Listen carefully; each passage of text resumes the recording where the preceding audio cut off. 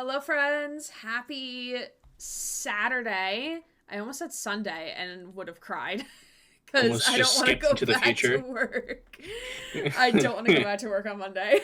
Oh yeah, you had a pretty long vacation time, didn't I you? did. I took Monday and Tuesday off, and I had Wednesday through Friday off because of the holiday. And then, obviously, the weekends I don't work. So, yeah, I basically had a 10-day vacation. Um, so yeah, I don't want to go back to work on Monday. Understandable. But like I have to keep in mind that like okay, like we're at the end of the year. I'm going to have 3 more weeks of work and then I'll have a 2-week vacation because we get off from commencement till New Year's. So like middle of December till January 1st. Um exclamation point Miriam, Susie, I think will get you that command, I think. Um so yeah, I have 3 more weeks and then yep, there you go, Susie.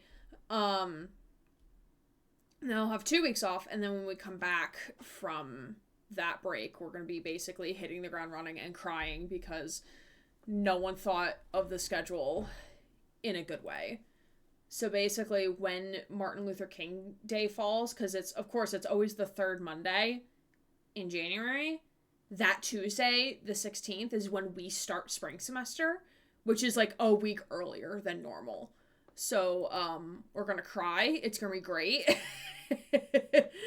We're basically gonna be crying throughout the entirety of January, and it's gonna be fine.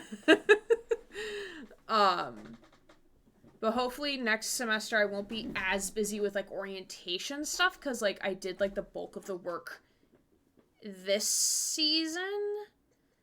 For orientation should still be okay. Um, yeah, Mary and Ryland are gay.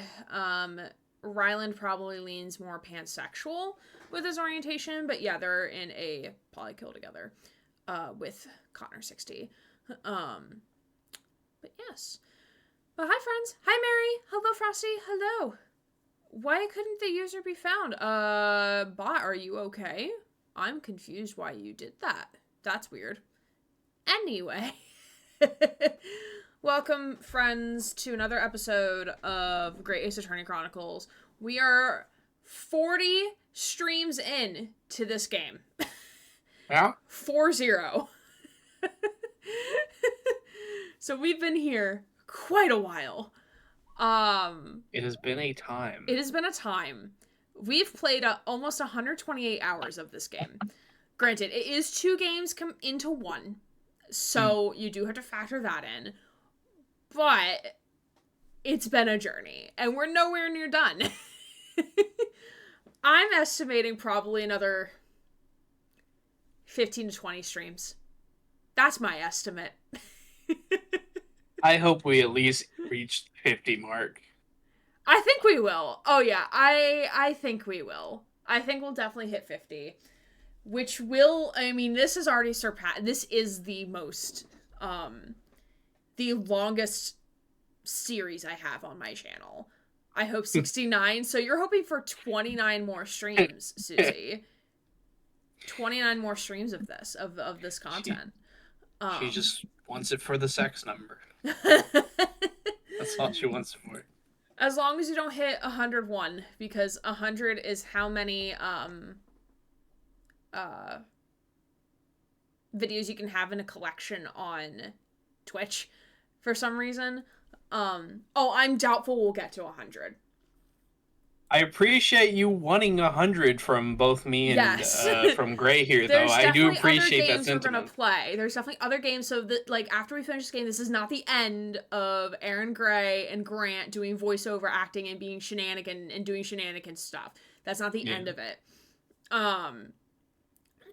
It's just, this has just been a wild ride. And we're not even done yet. Like, we're still in trial 3.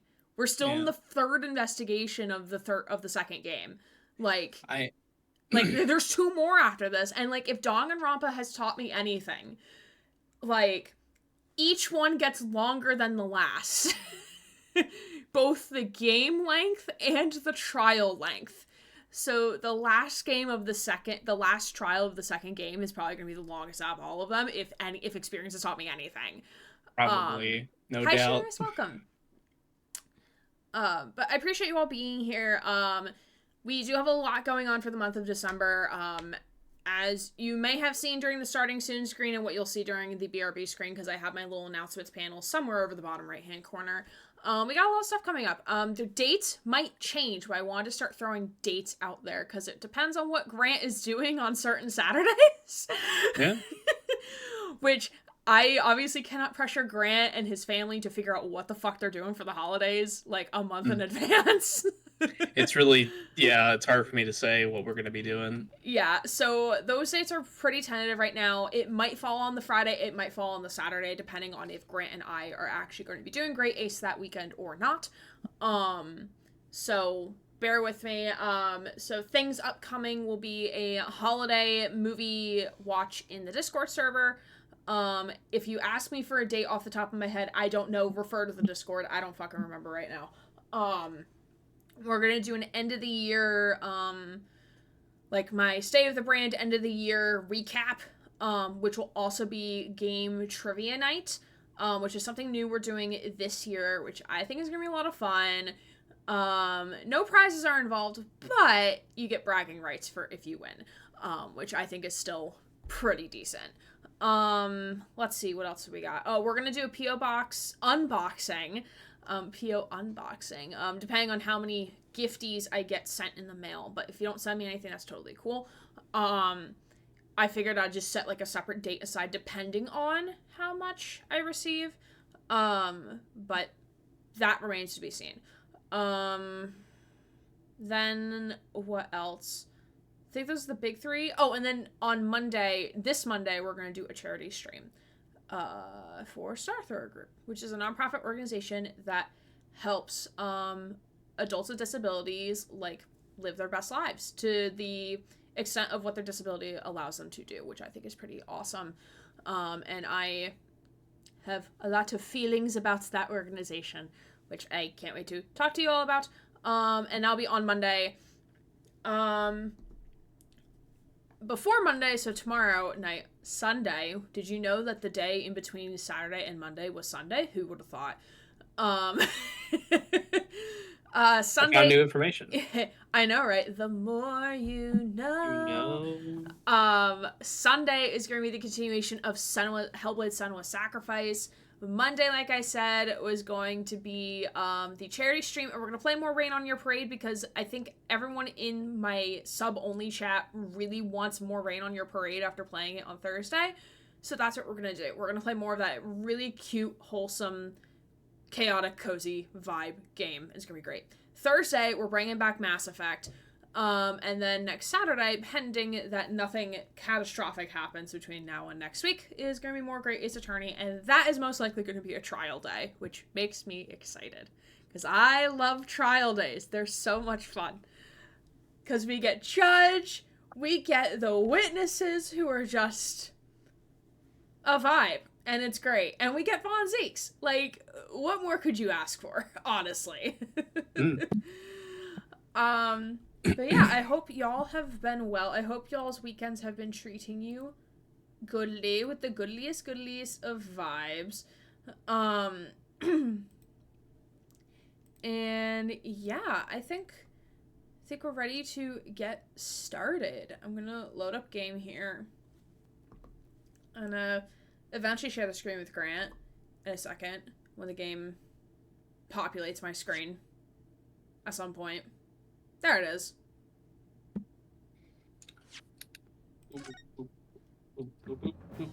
Grant noises. Alright,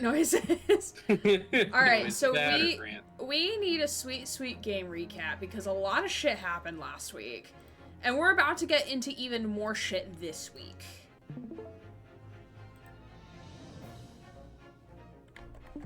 Can you see game, Grant? I can indeed see game. Perfect. Okay, so last week was basically, we were basically in investigation mode all week, all day last week. So we learned that,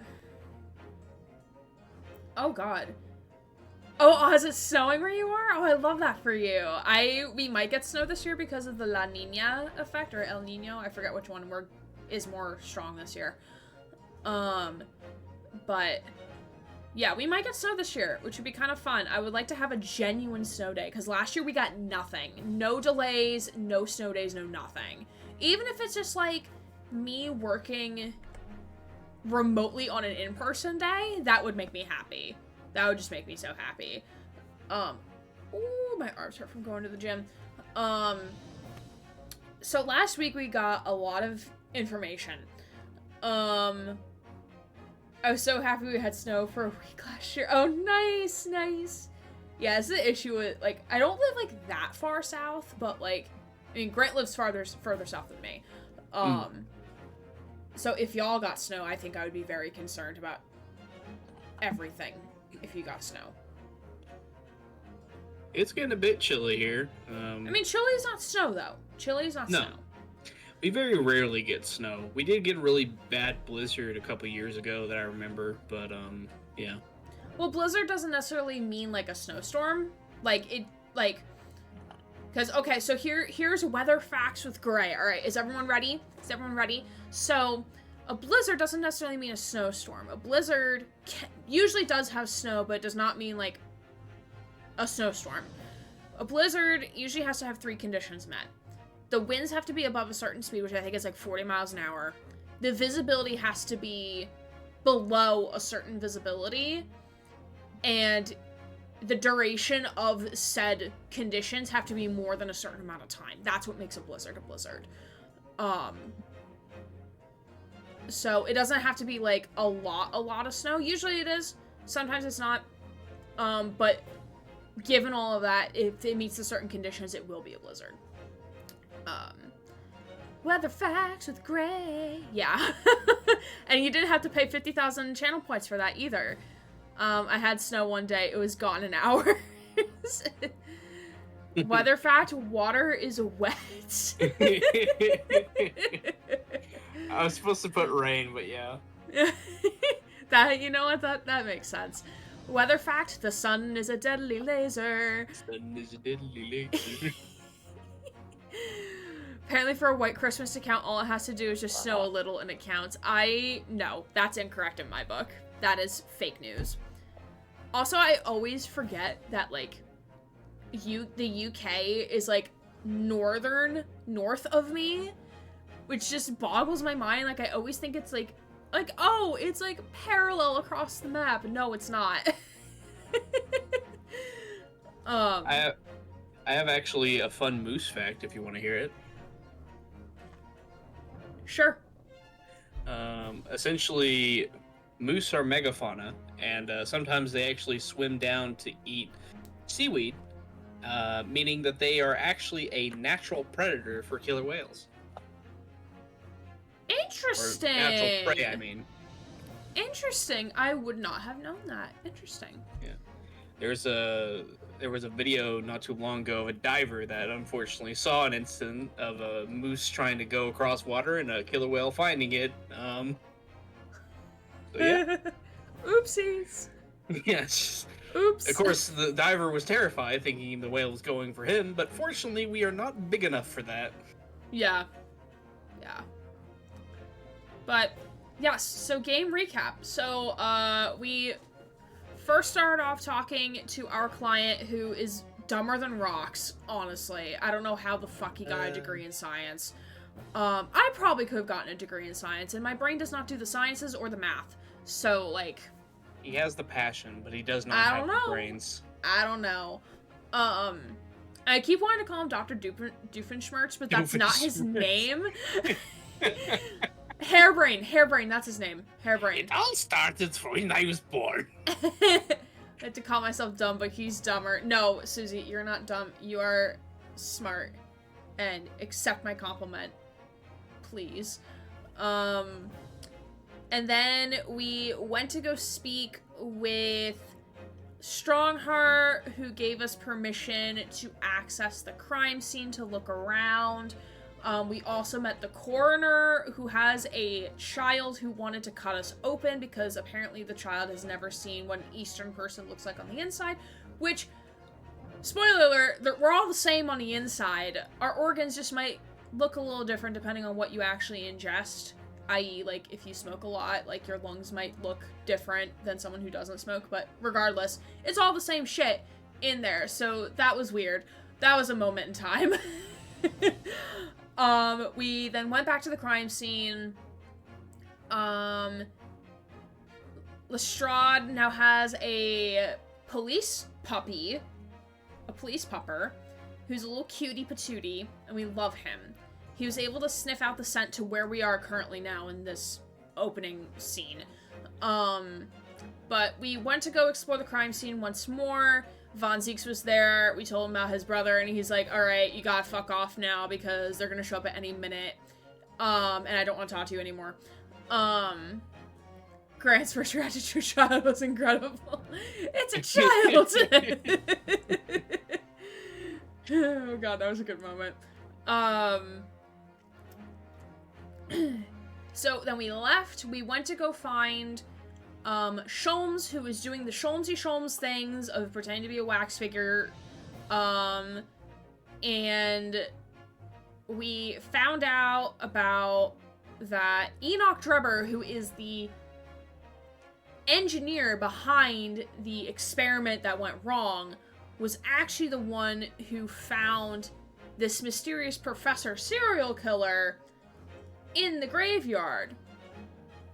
Coincidence? I think not, with a big hefty thonk as well. So right as we were like discovering all this, Lestrade comes in and is like, oh, we found the engineer's workshop. So we went to the engineer's workshop and we got here before the forensics team and presumably Von Zieks as well. And there was a closed off room that we couldn't get into. We heard noises behind it. We were able to break in because Sholmes has the lockpicking skills of like a grandmaster and was able to get in within like 0.5 seconds. Even though Mr. Thumb, aka Gregson, was like, no, you ain't touching that. And Sholmes was like, but please, please. And he was like, fine, we need to figure out who's on the other side of the door, and did it in like 2 seconds. I still like to think Von Zieks is stalling them. I hope so too. But we're gonna see. We're gonna find out shortly, I think. So we got into this room. This room's a fucking mess. And we're about to pick off to see, why is there a giant stick of dynamite in the middle of the room? And there's obviously footprints on the ceiling, so that's how he escaped. So that's where we're at. Grant, am I missing anything? Also, hi Mira, welcome in. How are you? Hello, Mary. I think that basically is it. It seems like we're trying to investigate as quick as possible before the forensic team gets here. Yes. And I personally think that the footprints on the ceiling are because there was a rope that went down here, and as soon as they went up, they cut the rope. Mm-hmm. And that's how they escaped. I think they got in here via that way. I don't think they were in here. They just, like, to start with, I think they came in here to find what they could to destroy, and then they GTFO'd. Yeah, as soon as somebody knocked on the door and said, "Hello, Scotland Yard," they're like, "Fuck, shit, gotta go." Yeah, well, we wouldn't have known because they were thudding around. If they were just more quiet, we wouldn't have known. Yeah. They thought they had more time. Yeah. Became Spider-Man and pieced out. Yeah, you're right, Mary. But yeah, I think we're good. I think that's it. And again, as this is a first playthrough, no spoilers, no hints, no guidance, unless if we're looking for things, but Grant does have a guide up in case I get stumped or we get stumped on what to do next. No casting guidance in this. But if you have questions on what's going on, who we're talking to, what we're talking about, why we're doing things, please let us know. Like, we'll happily explain, because this is going to get convoluted. I have a feeling, like, it's already been convoluted, but I think this is going to get even more convoluted. Alright. Save game data. Yep. Alright. And I shared it to you, right? Yep, I can see it. Perfect. Alright. So we are going to investigate the obviously glaring stick of dynamite in the middle of the room that Sholmes is so happily crouched right over. I hope the timer isn't actually going on that thing. Yeah, I wonder if it's a red herring. What a stereotypical dynamite. Yeah. Mr. Sholmes, have you found something?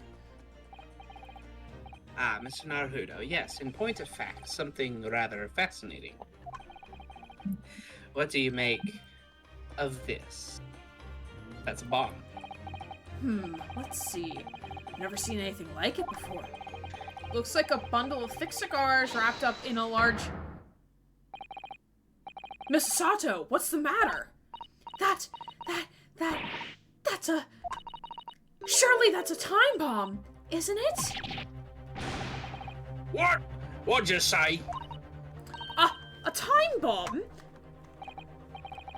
I'm sorry, but I am obviously not as educated as the rest of the folks in the room here. What is a time bomb, exactly? Yes, we forgot to explain time bombs to him in the English class he took, I guess. Oh yeah, he doesn't know what that is. You truly are one of a kind, Mr. Naruto. I won't take that as a compliment. Ha! You don't know nothing, you do ya, oh no. You haven't got a clue what it is either, have you, Gina? I invite you to consult the dictionary later, Mr. Naruto. You see, time is a thing that passes for all of us. But time. This particular specimen is no time bomb, though I confess it has a very similar appearance. So it's a fake. It is a bomb of time travel. Time bomb, so it only affects time? No worries then. It only affects only 5 time. minutes. Only affects time, nothing else. You see, the worst thing about a time bomb is that it just takes away all the time you would have had. Yes, yes. So if we let the time bomb go off, then Von Zieks is going to appear in the room and be like, what are you doing? Standing around. And then he will eat the bomb.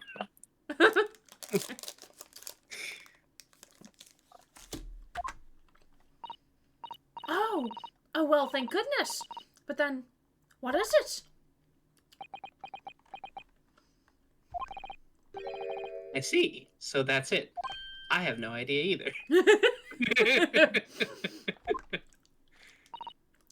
Goodness, Mr. Sholmes. Have you seen to the heart of the matter? Man, he's stalling so fucking hard. Yes. There. The big thonk me. We're not even 5 minutes in. Come on. He's just Pull the it big together. thonk. He's just the big thonking emote. Just like, It really is. Question. There are times when question. there are times when I consider my lot most unfair. Or fated. Okay, I thought it was fatted. No. I'm fated never to know how it feels to flounder as you do when a puzzle presents itself. Sir, I need you to speak even more English than right now. I know you're speaking English, but I need you to, like, explain it to me like I'm 5, okay? What are you saying? Less riddles, more answers. But I have learned to accept the hardships that come with being a great detective. What does this mean, sir? What are you talking about? Here we go. I feel a great deduction coming. Oh no. I feel like he's my therapist, but what does that mean? What does it mean? Once again, I can draw 2 conclusions from the scene we see before us. It is? Okay. Is that the inverted nature of the furniture in this room is the work of Drebber himself. Oh, but how could you? In English, please? And the second conclusion is that the small device on the floor there is, without question, completely genuine. We just, like, cut it with, like, a knife, and it's actually just, like, one of those cakes that looks like Oh really my god, real. yeah. Please, Mr. Sholmes, you must explain everything. It would be a pleasure. After all, it is a great detective's civic duty to Scotland Yard and the finer points of the trade. Oh god. Scrunch. The sourpuss face. He looks like he ate a lemon. Well, Inspector Gregson seems delighted with the idea anyway.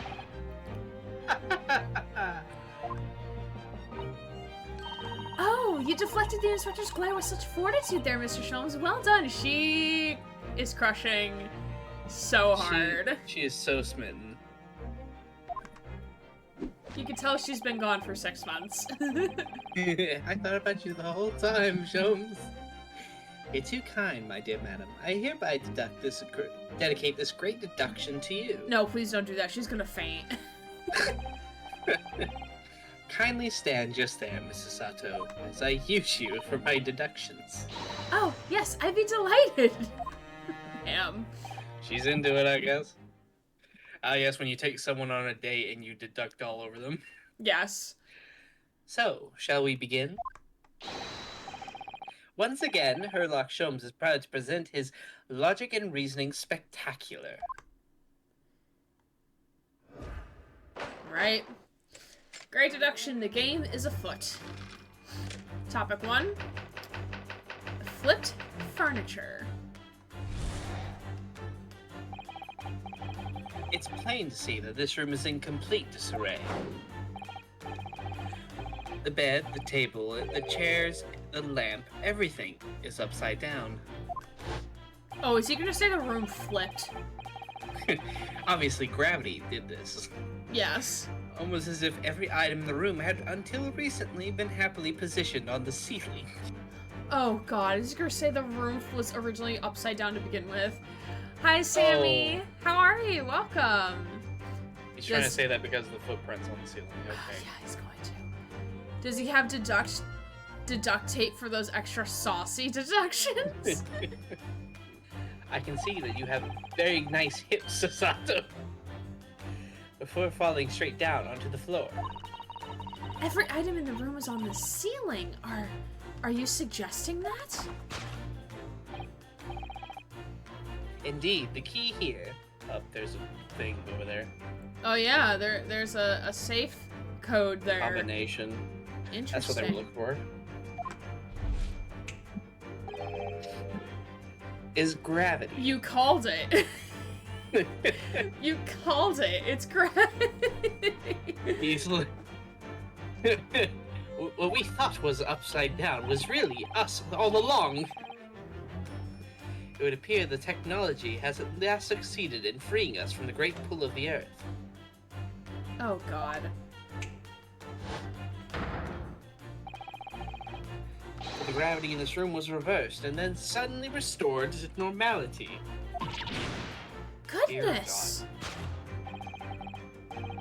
The inverted furniture clearly reveals the truth about the part gravity played in this whole business. I quite understand your skepticism, Mrs. Sato. I, too, was incredulous at this first. However, my conviction in my analysis was cemented when I first observed this. An anti-gravity device almost identical to the one that featured in a dream of mine only the other day, in fact. Oh my god. Sir? Sir, Obviously, no. dreams are becoming reality, and this room itself is from my dreams.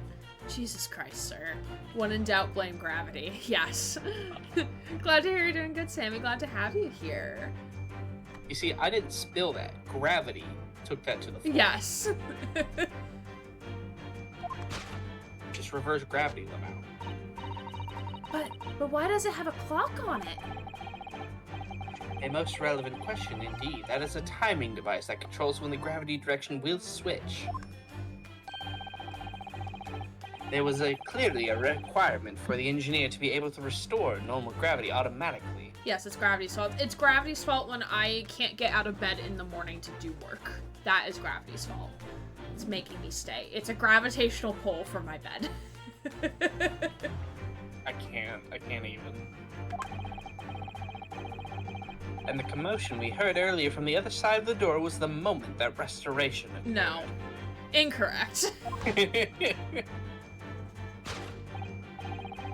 Yes, the reason why everything in here has been turned upside down is because of the anti-gravity device. Sir, no. So you see, you need look no further to explain the state of which we now find this room. Who let this man cook?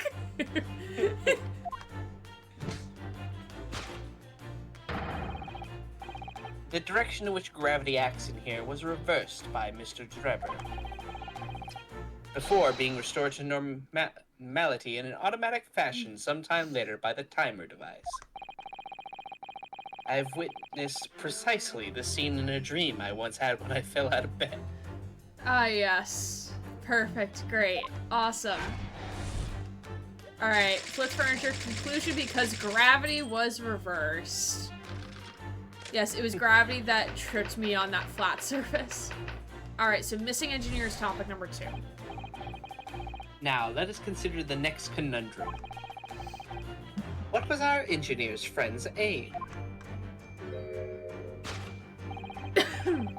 Indubitably, the greatest clue we have to explain his actions is above our heads. Yes, how is that possible if there are footprints all the way up there on the ceiling? A question whose name will lead us neatly to the truth, my dear madam. The reason there are footprints on the ceiling is because of the nearby skylight. I don't think... Okay, Sholmes, you do you, mate. Sure, Sholmes, if that helps you dream more impossible situations. Of course, Drebber's aim was singular, to escape. Well, he got that right, I guess. However, there is but one way into this room, escaping the skylight, that is. Ah.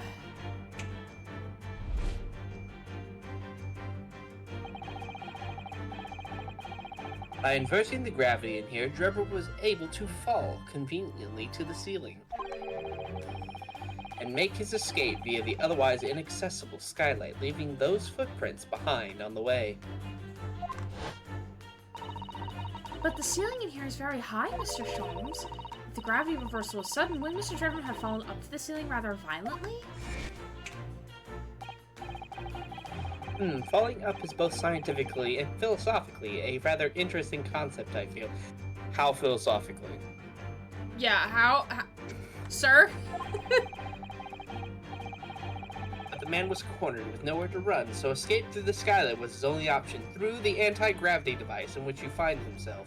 It took him nearly 1 minute to do so. Yes. You may recall that I found this in the room earlier, which I believe offers a solution. Sir, I have fallen up the stairs. It's possible. Oh, the rope! To reach the intended destination, what better tool than this rope? I understand falling up the stairs. How do you do it philosophically, though? Yeah, how do you do that philosophically? Do you hold, like, a skull and, like, quote Shakespeare? Quote some Aristotle while you're at it. Yeah, just... to be or not to be. You're in my way, Xander. By anchoring one end to the wall, the man was able to lower himself safely to the ceiling. I've fallen up my front steps. Oh no. You do a hecking thonk as you fall. Why am I here, just to suffer? You do it philosophically if you're doing philosophy homework while falling up the stairs. That's the answer. Yeah, that makes sense. Can't argue with that one. Which explains how Drebber was able to escape this room before our arrival.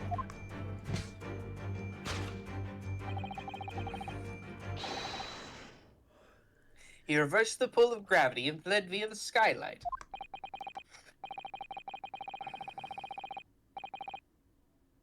And personally, I should very much like to reverse the pull of gravity again now, just for fun. No, sir.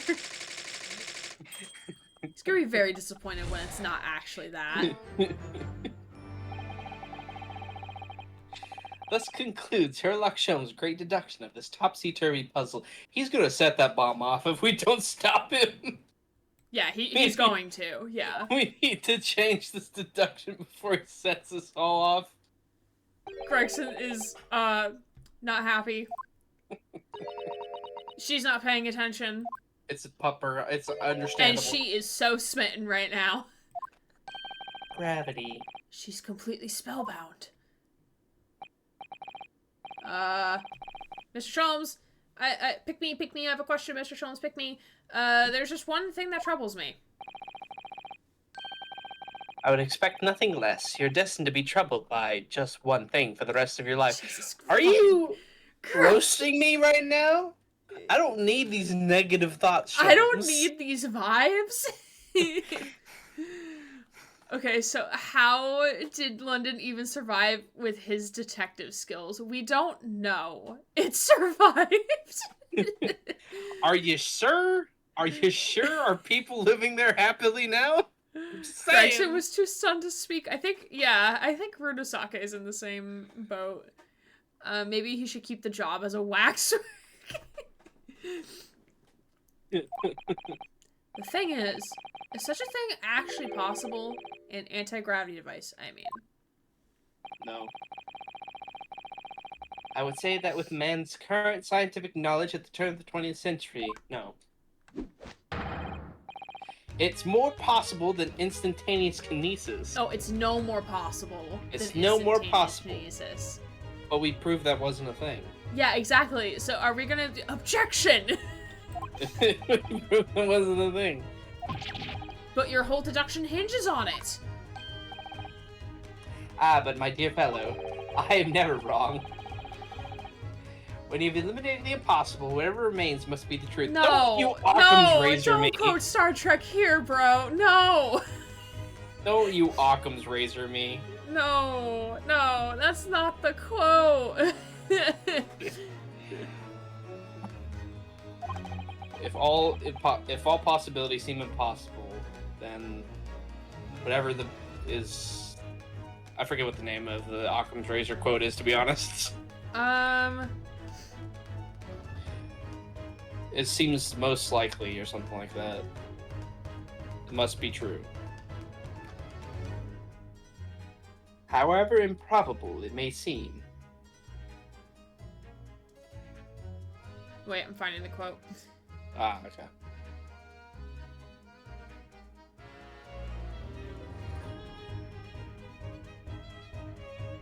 Okay, so there's actually like two quotes. Which it might also be like... Spock also says this, I think.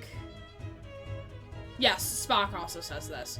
Once you eliminate the impossible, whatever remains, no matter how improbable, must be the truth. Yeah, that's it. That's the razor of Occam. Who lets Sholmes speak with hairbrain? Sholmes is probably the one who brought him the chalk. What we don't know is Sholmes was his professor, and that's where he got his ideas. Zebra, if you hear hoofbeats, do you assume it's a horse or a zebra? Yeah. I think Occam's razor was something about, like, him shaving, I think, where you don't know how he shaved, but you assume that if it had to be with his knife or with his razor, most likely it would be with the razor, the tool designed for shaving, right? Gotcha.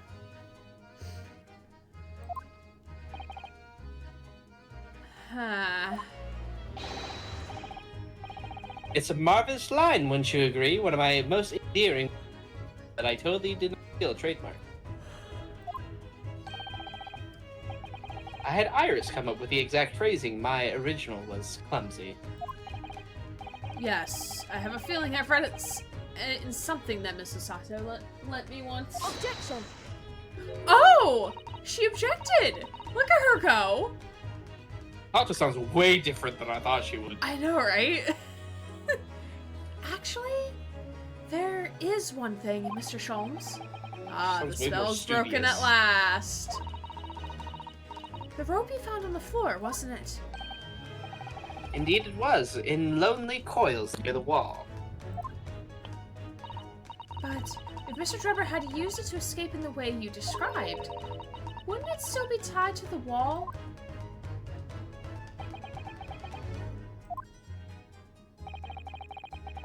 Mysteries inevitably unravel in the end, as I think fine do ropes. As evidence of such, you need only look at the mystery we faced in this room. Now skillfully unraveled. Well, we are about to unravel your unraveling of the unraveling, sir. Because you did not do a good job unraveling this. The argument is as circular as the coils of a rope. perhaps we might need to give Mr. Sholmes the usual little helping hand. I'm sure with some minor corrections, the great detective's great deduction will lead us to the truth. Yes, you're right. We must do it quickly before Enoch Drebber gets too far away. If you're ready, then let us resume. Herlock Sholmes, logic and reasoning, spectacular. Alright, so we're not gonna restate the things that have already been said. We're gonna... Yeah. Once it's, like, new shit. Alright, course correction. And the, bomb? Yes, and the bomb.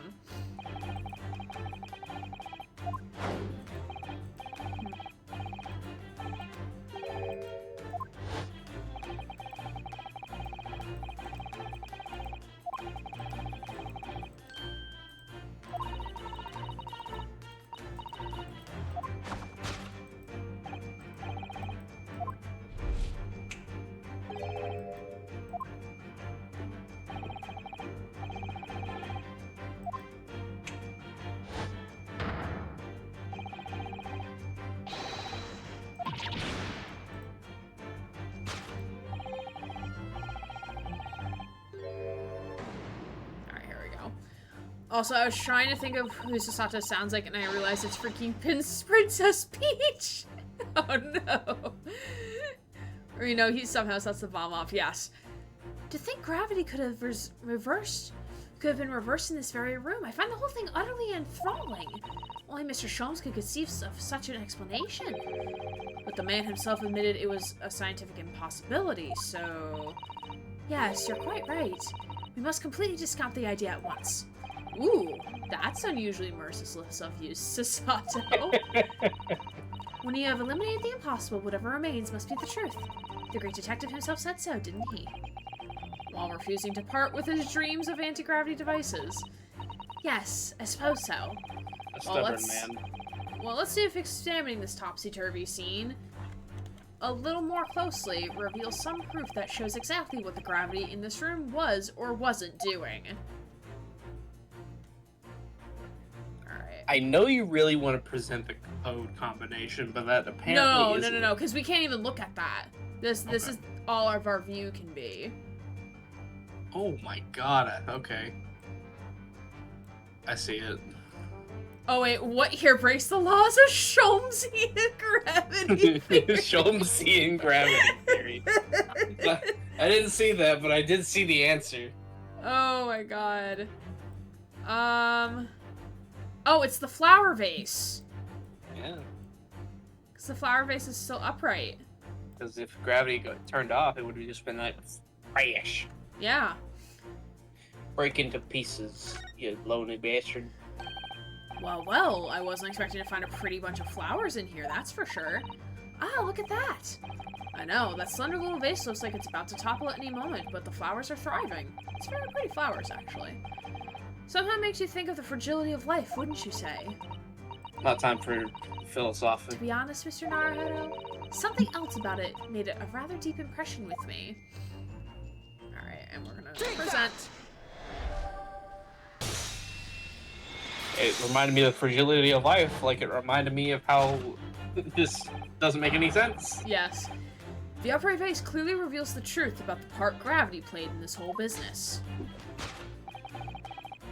Upon my word, Mr. Naruhodo, you've surpassed yourself by completely turning my argument on its head, and I'm totally not mad about it. Trying to impress your assistant here, perhaps. No one is trying to steal your spotlight here, Mr. Sholmes. Trust me.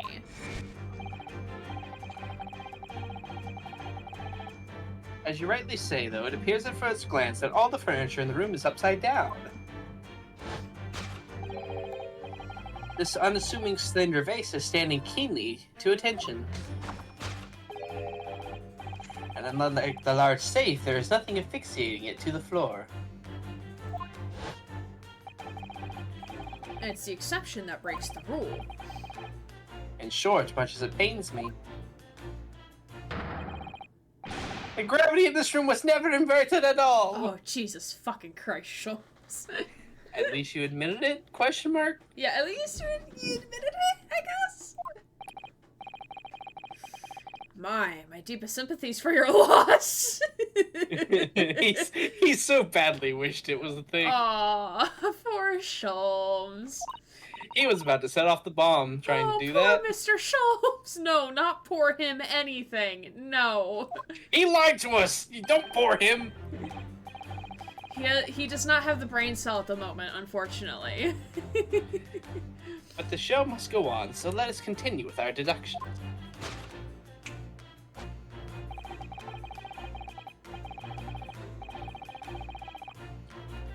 Okay, so this is new. Oh, this is new. Yes. Okay. Now that we know this contrivance is in fact not an anti-gravity device, there remains to be one other possibility. Also, I love that Runosaka is now in this. I love it so much. You don't say.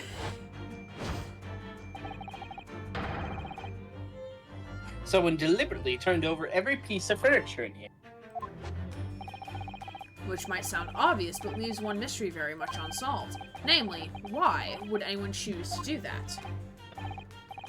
Quite naturally, there is an explanation. Yes, the reason why everything in here is turned upside down is because... Nope, it's gonna be the safe code. He's absolutely determined that this device must have something to do with it, isn't he? I'm afraid the lure of an exciting scientific explanation is too strong. Well, there's no doubt that somebody did this. Somebody turned all the furniture over. So whoever it was must have had a reason. I'm afraid nothing comes to mind at all, though.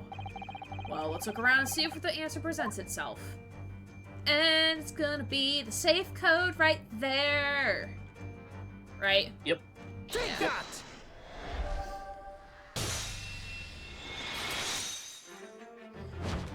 Better than Hairbrain admitting it, at least. True, true. Thank you, game, for putting reason in red so we know what to look for. Yes, exactly. Yes, the reason why everything in here has been turned upside down is because of the safe combination. Precisely. I believe, Mr. Arkudo. Which I really wanted to point out how I'm very happy that this feels like a 3D environment. We saw that answer way before we even got to the deduction part. I know, right? Makes me so happy, and it makes me feel like we're actually in, like, this room with, like, clues. Yeah, I love it. You had a very similar experience once, did you not? Yes, last year, when I bought a lottery ticket and noted the ticket number down on the inside cover of a book, just in case. That's it, for the people who are forgetful souls at heart, and always make a written note of important information. Just keeping the ticket itself safe would be more sensible, I think. And what, pray, happened next, Mr. Naruto? He lost the ticket, didn't he? Yeah. When the day of the draw came around, I'd forgotten which book I'd written the number in and had to turn my room upside down to find it.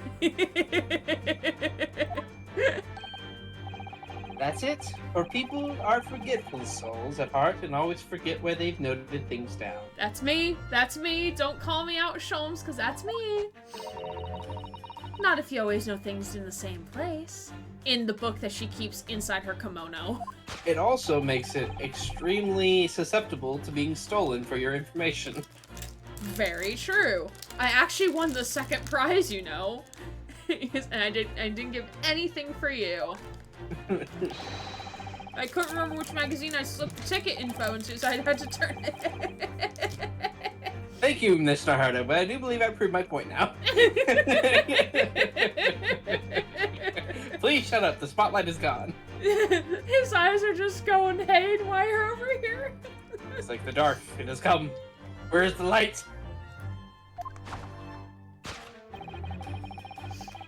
Which is a very similar scenario that clearly unfolded in this room. Finding himself requiring access to the safe, the occupant of his room needed the combination code. He remembered that he'd written it on the underside of a piece of furniture, but forgot which one. Leading to the state of which we find the room.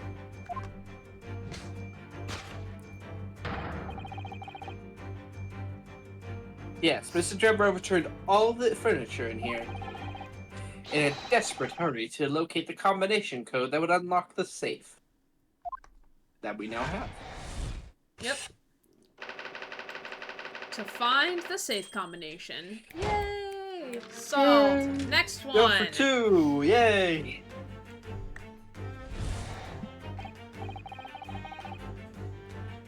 Alright, let's get to the part where it's all different.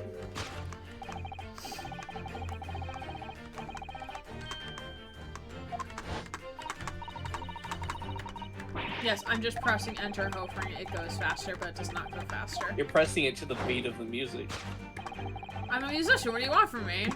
I just wanted to point that out. Well, if a change in the direction of gravity can't explain it, then how did those footprints get there? Yes, I feel as though that particular mystery has just become even harder to solve. Can't think of any other way to just explain it at all. Ooh, life was so much simpler in those halcyon days when gravity could be reversed. Oh god. Sasato, no. It was minutes ago, and those halcyon days never existed in the first place. Whoa, whoa, whoa. Don't be saying that to any boomers around here, guys. Oh my god. Well, I suppose we must simply put our faith in Mr. Sholmes and observe the area in more detail. Putting our faith in Mr. Sholmes is what gets us into these situations in the first place. Bruno, who spat in your cereal this morning? Holy shit. It feels like he's really sick of London. He feels like he's so sick of London and the people that live here. He's so sick of Sholmes. He lives with him every day ever since he got here. He's just so sick of Sholmes' shit at this point. Oh my god. Alright, reason why the footprints on the ceiling is because... Let's see what our... Oh! Dear Christ, how did that happen? Why is there a shoe? Why is there a shoe? What? Having a bit of trouble getting up there, my guy? Left a little something behind, maybe? Perhaps? Bit of a desperate scramble, maybe? Oh. I'm just amazed by whatever clown did this. Probably a clown from the second Ace Attorney game. Yeah, probably. He's Uncle Bobo or whatever that guy's name. Oh my god. Hey, okay. kid, you want to see how you put my shoe on the balloon? But also, like, hot take, these are really nice looking shoes, though. That's a really nice How did he shoe. lose it? Did he, like, super glue it or something? How is it stuck to the ceiling? So is it the shoe or the balloon? It says for the shoe. The shoe? Okay. Yeah. Miri would appreciate the shoe. Take that!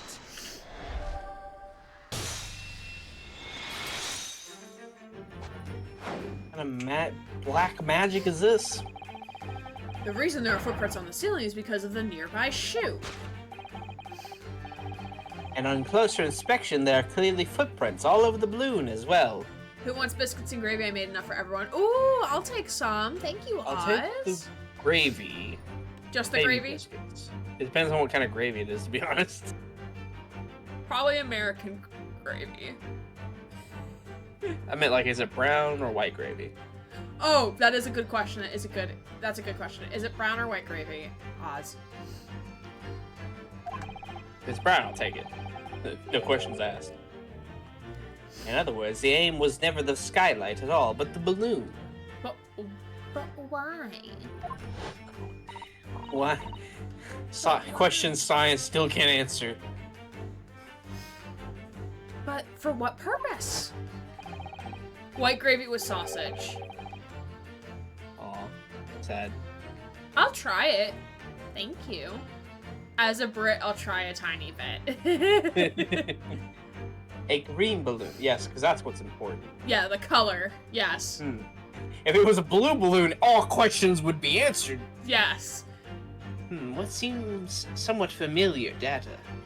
I don't even know if we know what balloon... Green balloon for the exhibition. Was that the same color of the balloon? I can't Yeah, it was a remember green what color balloon. it was. Because that was the scrap we found.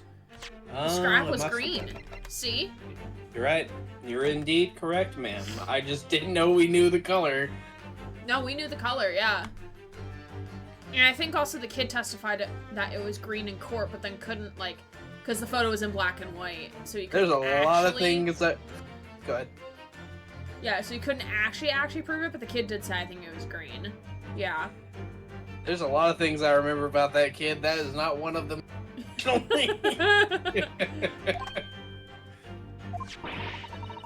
It was a piece of the green balloon's envelope that Mr. Naruto and Iris found at the scene. No one wanted to believe that kid. Even though he was a little brat, though, he came away with, like, good information. He wasn't as brat as you think it would be for a kid that was basically raised as a German noble, believing everyone was beneath him. Yeah. And inside the green balloon that Mr. Gotts claims he saw above the stage when the incident occurred was the second bird cage, the crux of the whole instantaneous kinesis deception. You mean to say... If we assume the balloon in here is a model of the one used on the day, there is a strong possibility that something may be concealed inside it. Something, absconder? Our absconder was desperate to retreat before making a hasty getaway. I've never read that word before. We're learning a bunch of new words today, friends. But the balloon's out of reach. Hence why he resorted to a projectile, namely the shoe. He was trying to aim for the shoe. He with the shoe and he got it on top. That's amazing. Most probable, Drebber intended to tear a hole in the envelope by assailing it with the shoe. However, his efforts were thwarted when the shoe itself became a prisoner of those lofty heights. But what about the footprints? Yeah, what about the footprints, though? Oh dear, we desperately need to examine that balloon. I feel like there's some way we could see inside. Even if you threw a shoe at it, you wouldn't have footprints on, right? Yeah. You may recall I found this in the room earlier, which I believe offers a solution. The rope! To reach the intended destination, what better tool than this rope? Mr. Sholmes has managed to bring the deduction back to the rope. Alright, I have to admit, that was clever. So we just throw the rope up to the balloon and then pull it down to us on the ground. Which is much easier said than done, I feel. And could take us a very long time as well. True, perhaps we need a more surefire method. In fact, we already have one, of course, don't we? Crossbow. Crossbow of the crossy bows. Yeah, it's the crossbow, right? Yeah, you present the crossbow. Take that!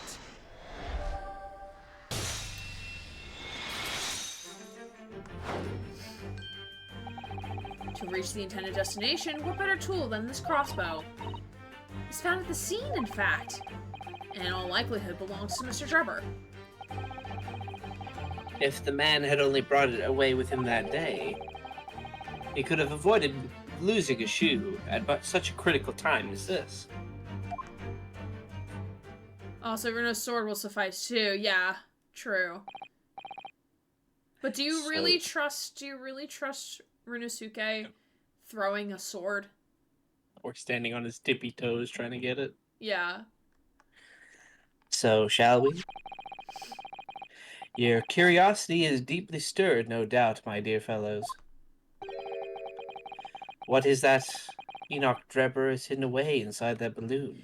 And that's where we're going to take our 5-minute break. Dun, dun, dun, dun. Yeah, we're going to take our 5-minute break. We're at the top of the streaming hour, because it's not the actual hour, it's the streaming hour. Honestly, I trust Gina with it. Yeah, I think I trust Gina. She's got a good noggin on her head, on her shoulders.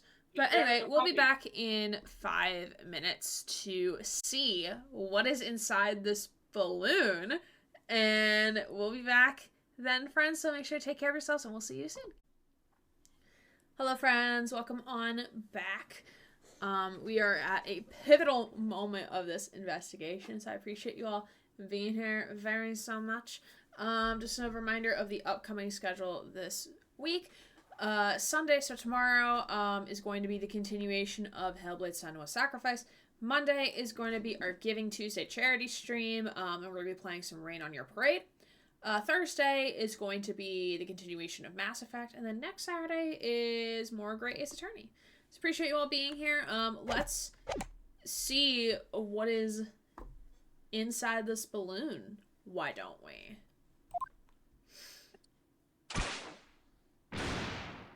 This is going to be the head of the wax figure. Oh my god, it is. What the? Oh, waxwork? Oh my god, it is. You called it. That was just a complete shot in the dark. You completely fucking called it. Oh my god. Why is it a metal head? If I know what it looked like, I would not have guessed. Yeah, really. Indeed it is, a waxwork head inside a metal mask. Oh shit, Grant, that was a good call. Apparently, a mask that is shut tight, fastened with a strong and quite impenetrable lock. Oh, so they don't want people to know what's inside it? God. They don't want people to know the face. So we can't see the face inside, that means. Just a moment, this is the head of the waxwork model. Does that mean... Oh, goodness! I see you joined the dance, Mr. Sato. Excellent. Yeah, Enoch Drebber was the one who stole the wax figure. Of course, a headless waxwork model. The case of the abducted Madame Tuspel's model that you largely solved. It was only the head of the killer that was still missing.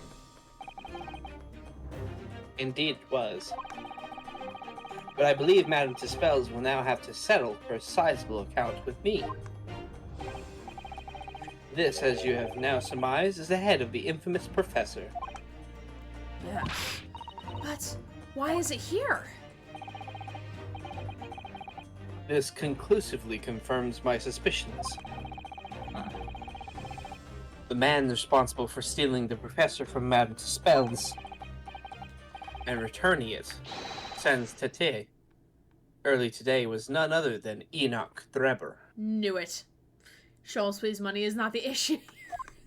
Well, apparently Iris is very hungry. Hallie, I'm starving. I have to eat smoke bombs for dinner. This is incredible. Professor Harebrain's case and the waxwork abduction are inextricably linked by Enoch Drebber's workshop. Swanzeek's gonna show up now. Nope. Well, it appears our logical pleasure cruise has come to an end, my dear fellow. I forgot we were still in a deduction. All that remains is, yes, to speak with the architect of this adventure. Oh, is he still in here? Yeah, because if he was throwing shoes and not actually trying to leave, then he would still be he in would here. still be in this room. He's in the safe! Oh my god! Or he could be in the upturned cabinet over here, maybe. It's the only other thing large enough, possibly.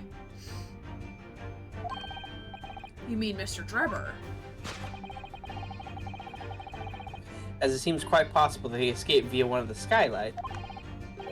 Obviously, the man must still be here in the room. What? And his location should be abundantly clear. If you simply reflect on the journey we've made together during this deduction. Enoch Drebber is right here, somewhere in this room. It's me, Sholmes! I'm Enoch Drebber! So, Mr. Naruto, will you do the honors? Yes, of course. Mr. Drebber's hiding place must be...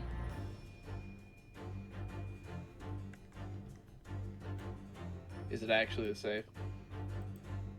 Okay, it actually is the safe. Is it the safe? It actually is the large safe. Oh, man. But he's a tall dude, though. How did he fit in there? Not comfortably. Okay, but imagine being that man and listening to Sholmes' entire deduction and thinking, what a fucking idiot. Well, he's never gonna find me 5 minutes later. Fuck. Also, how the hell has he been breathing in here? How the hell did he think he was gonna get out, though? Probably probably not nicely. Some of them have a lever on the inside to get out, but not all of them do that. True. But then what is the bomb then for? Was that like a red herring? I think he was maybe he was going to use it to open up the thing, or maybe he was going to use it, or maybe he was going to use it to blow up the evidence, but he got trapped. Maybe. William Backen has cake. Ooh, what type of cake do you have, Mary? I ended my tenure last time for Ace Attorney in this room, and I've come back for Ace Attorney in this room. Hey, Brendan. I love that for you. How are you? He must be a contortionist. Yes. All right. Butter chocolate with buttercream icing. Ooh, that sounds really good. Before we gain access to this back room, we heard noises from in here. There's an entire game theory about Samus being able to morph into ball form. It seems human can morph into many forms, so it's possible. True. Which tells us the engineer was still in the building at the point in time. Did someone open up the safe? I heard a sound. I also heard a sound, but I don't think it was the safe. I'm a bit scared. Honestly, I could do better not doing too hot internet on the internet. Oh, I'm sorry, Brendan. I saw your tweet about it. I hate your shitty internet for you. But that was also like when I lived in an apartment my prior apartment complex. My internet was not great either. So yeah, I'm sorry. But we're happy you are here, and I hope you're able to make the best of it. So whether that be like transforming your content for the time being into like more short form, or like shorter stream lengths. I know it's like really hard to predict when your internet's gonna shit the bed, but hopefully you can make do with what you got, my friend. Appreciate you. He was in fact searching for the combination to his safe. And pressed for time, made no attempt to right the furniture that he overturned in the process. For which we can deduce that this search for the combination happened very recently indeed. In summary, Mr. Enoch Drebber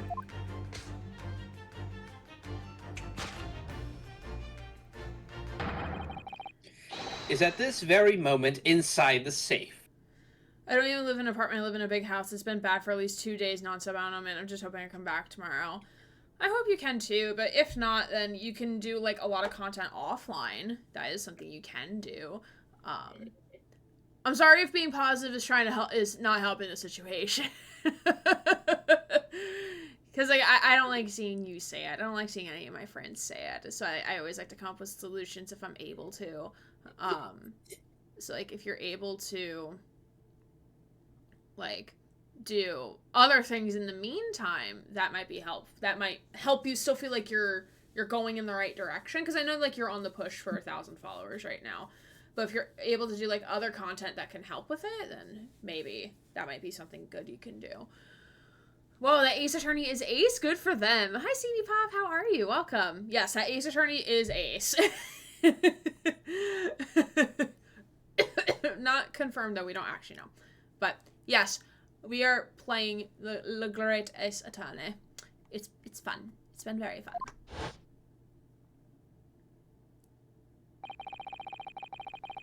Thus concludes Sherlock Sholmes' great deduction of this topsy-turvy puzzle.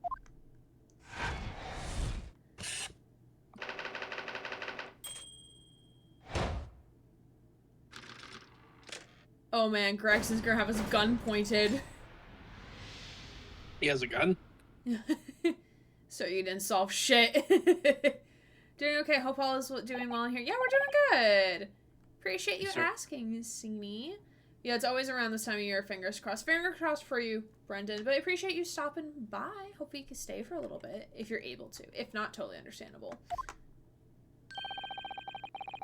I think perhaps it's time we ended this game of hide and seek, don't you? By opening the safe, you mean? What else? Let's see. The combination was 1432582. I knew that. All right then, here it goes. She should go just read it off the chair. Like, It's not like we saw it flash on screen for like 2 seconds. Like, let Gregson do it. I mean, he's the police officer, so like he kind of should be the one doing it. Gregson found more chip to eat. Sholmes is the person who does no work in the group project and takes all the credit. Yes. Yes. Also, bold of you for someone in Scotland Yard to do their jobs.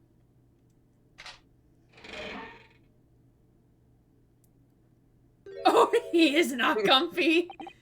I told you wouldn't be. You found me.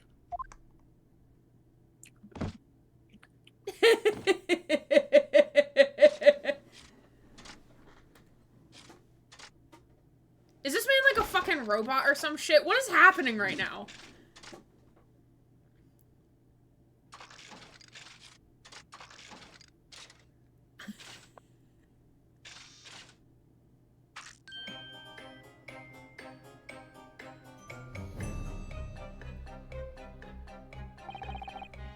Right then, sir. Mr. Enoch Drebber, I presume. Hold on. Can we just diagnose what the fuck we just watched? I diagnosed him with sick moves, am I right? Come on, guys, right? Dude, what?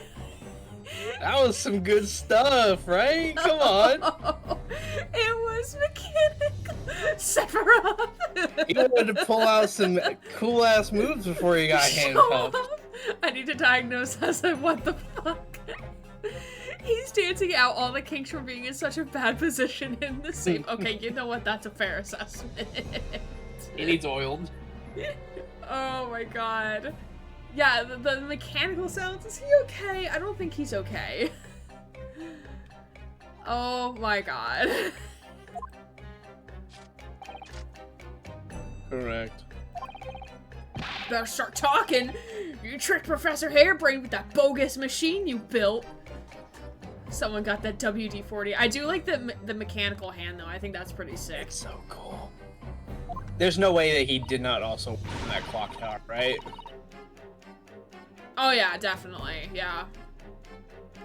And you shall have to explain the theft of the waxwork from Madame Tuspel's as well. Moira hand. Whilst I would be delighted to answer your many questions.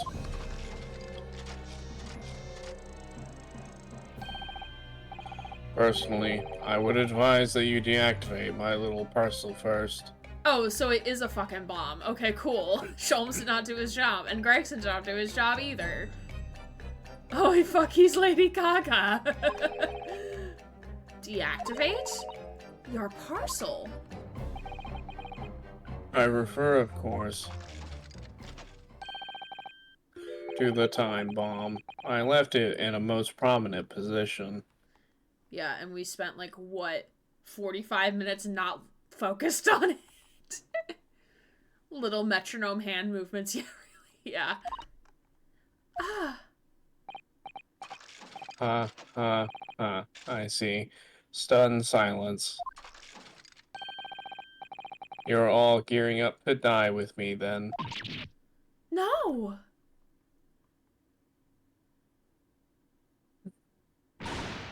Mr. Sholmes, with only 7 seconds to spare!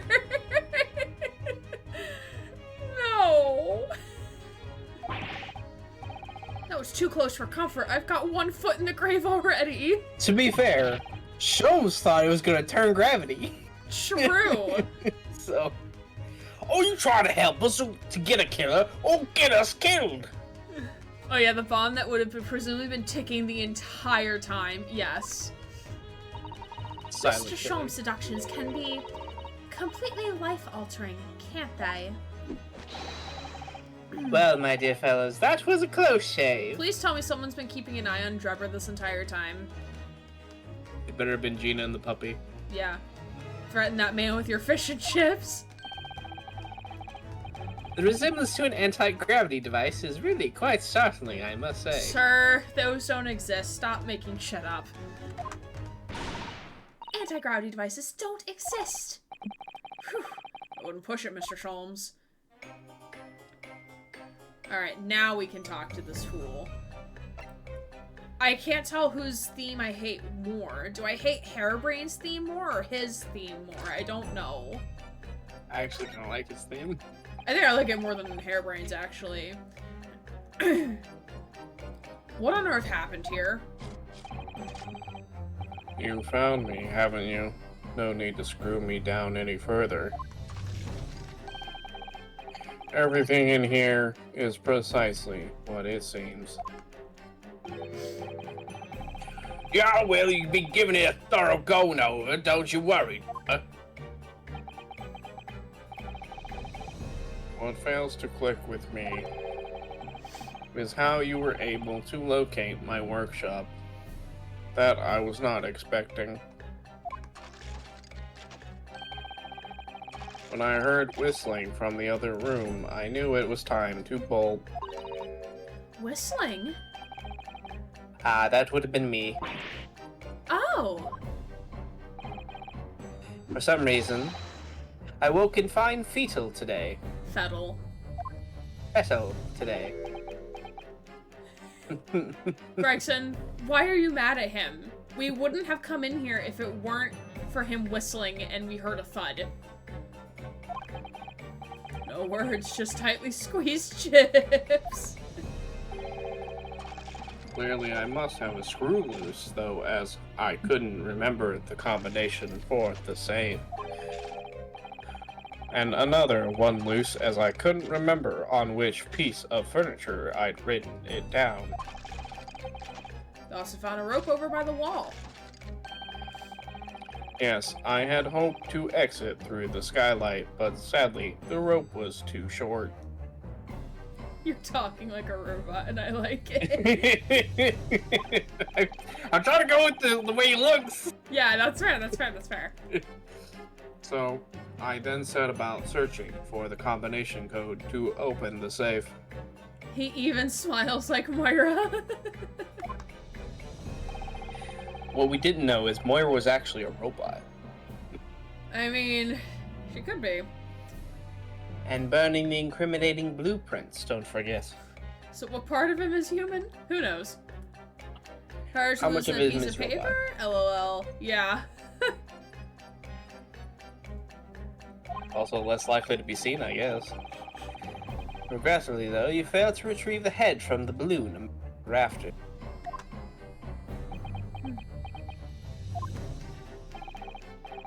And after that, you hid yourself inside the safe, having first set this parcel ticking. Well, I had no intention of being nailed by the police.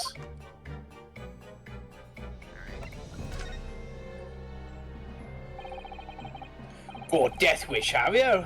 Hide right beside a ticking time bomb. Please, why do you suppose I chose to hide inside the safe? Oh, it would be indestructible. It would have been less likely to kill him, kind of like Indiana Jones in a fridge with a nuke, I guess. Oh, true, yeah.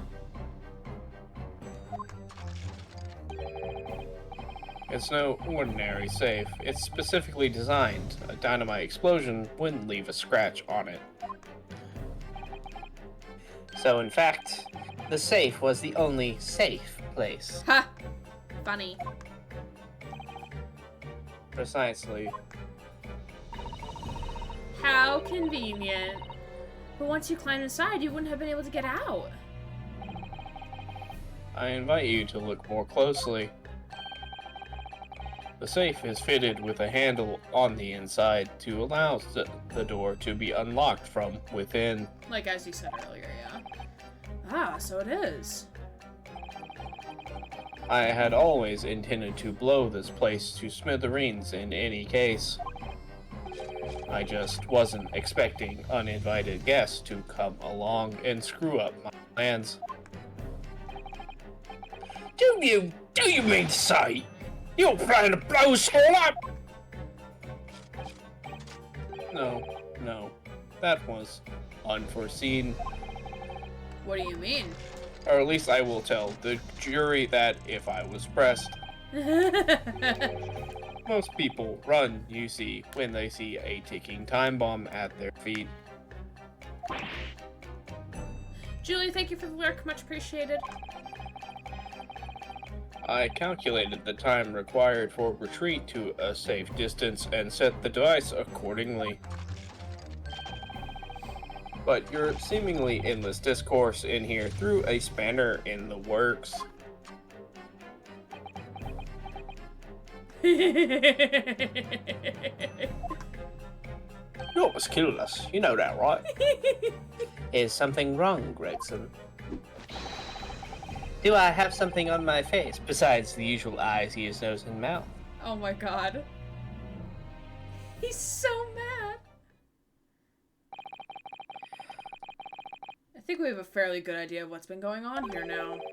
But what about the 2 incidents you've evidently been involved in recently?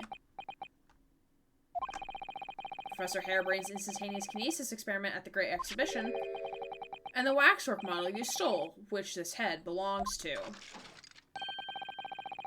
That's no ordinary head, you know. That's the head of the professor. Clad in mask with a strong look so strong I'm unable to open it safely to reveal the killer's identity. I've been considered carrying it around as protection. That's enough. What's going on here, Gregson? I'm sure you're aware that I have sole jurisdiction to investigate here. Yes, well, Dr. Scythe again, if the sub-forensic investigations team is here. And you know full well this engineer is a key witness. Why are you allowing this lawyer access to him? Because I am on the defense case, so I should be able to have the same access to information as the prosecution. Thank you very much, because I'm going to get access to it anyway. Thank you, goodbye. bold of you to assume everything to be equal. Yeah. If Lord Strongheart knew of this, you'd be finished. You lot. Leave at once. My dear madam, there's no need for such a threatening tone, I assure you. Please, Sholmes, you're gonna try to After sweet talk her. There's no way to greet an old acquaintance, is it, Dr. Scythe? Hello, Sholmes. Mr. Sholmes knows Dr. Scythe? If it's protecting the machine next door that's causing such a sour expression on your face, you are quite misguided. It's really nothing more than a shell. Get out. But of course, we'll show ourselves the door. I see you haven't softened at all. Mr. Naruhodo, Yes? it would appear that our delightfully entertaining investigations have run their course for today. But Mr. Sholmes. Let us leave this place and the doctor's capable. Does this mean Sholmes is gonna give us the tea later about this woman, please? I want the tea. We will never know. I said get out. Now. All of you. Your presence here is not required either, Gregson.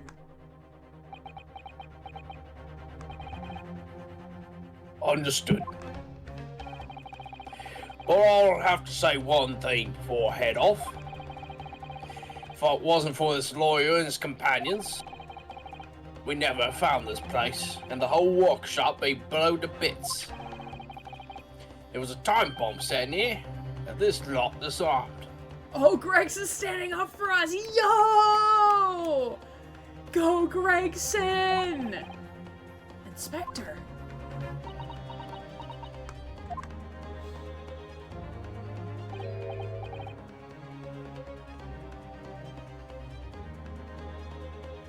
I don't know how to voice this. I guess it's some kind of laugh. Something giving you a chuckle, has it, Drebber? So sorry. Didn't mean to offend. You're quite right, of course.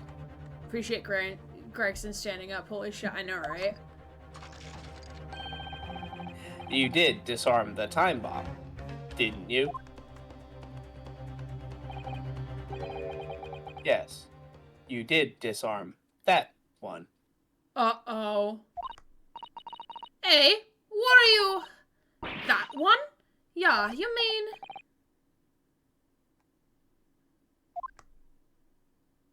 Uh-oh.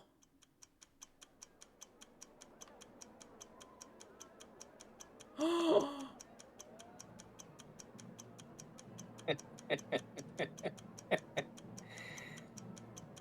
you devious bastard.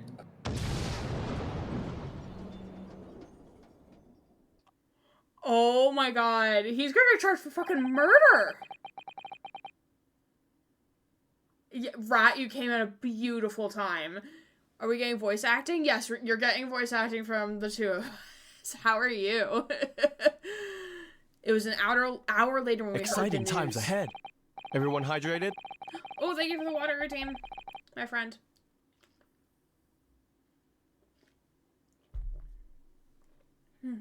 Of the enormous explosion that ripped through the experimentation stage of the Great Exhibition. Professor Harebrain's invention and all of its secrets were blown away forever.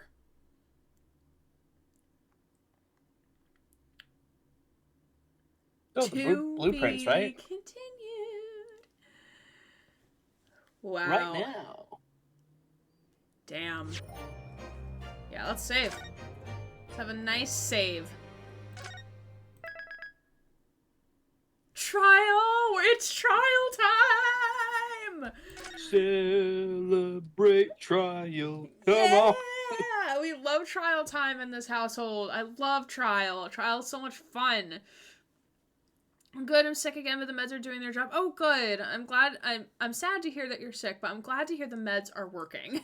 We appreciate having you here, friend. We're gonna get very excited because I love trial day.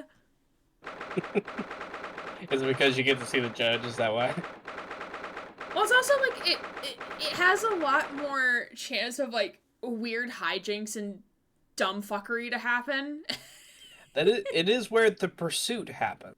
It is where the pursuit happens and the shit all comes together and it's great and we get some really good reactions out of trial. Not so much from investigations, but more so from trial. Alright. Good morning, Miss Naruto. Sir, it's too early in the morning. I need you to I need you to stand 6 feet away from me. I will not do so. Good morning, Professor. Ready for today's proceedings? I hope so. I should be. Even I, with nothing left to... Good morning, my dear fellows. Oh, Mr. Sholmes, you're here. Why, naturally, a true gentleman stands shoulders to shoulders with friends in battle. That's not what happened the last time. You ditched us to go be a fucking waxwork. You don't get to talk. You rarely come here. Last time you came here, you almost died. Well, yeah, he shouldn't have been here because he was recovering from a wound. But the first part of the trial in this investigation, he was being a waxwork. So, like, he was like, nah fam, bye. I need money for waxwork. Thank you, I really appreciate it. Thank you for the check-in, Seenie Pop. I appreciate it. I'll see you later, then. Now, Professor, we really need to remain calm in the courtroom today. No outbursts, no coming up to the witness stand, no false testifying, and none of that shit. You hear me? I totally did it. It was all me. I intended to murder my investor because he betrayed me in my trial. You know what? That would be such a good twist. That he purposely did it. Because... In fact, I am the professor. Oh my god. This is all a disguise, actually. Oh my god. If that actually is the case... No, he's way too young. True. I mean, he could pull off a really good disguise. If he was in his 30s, maybe, but he's like... Well, actually, is he in his 30s? Look. He's 33. Well, he could... Yeah, Barrack never is mind. 33. They're the same Yeah. age. I mean, I guess he'd be really young if he was the professor. True. Time to sing he had to come at Gilbert Godfrey. It's Gilbert Godfrey. Yes, do try your hardest not to enter the witness stand uninvited today. Every time I think of Gilbert Godfrey, I think of the parrot from Aladdin. My dear fellows, I must interject. Sholmes, shut up. We're not talking to you. Oh, you're still here, Mr. Sholmes. What's the matter? He's got that resting this bitch face. Sholmes is just so... Hereditary is just so done with Sholmes' shit.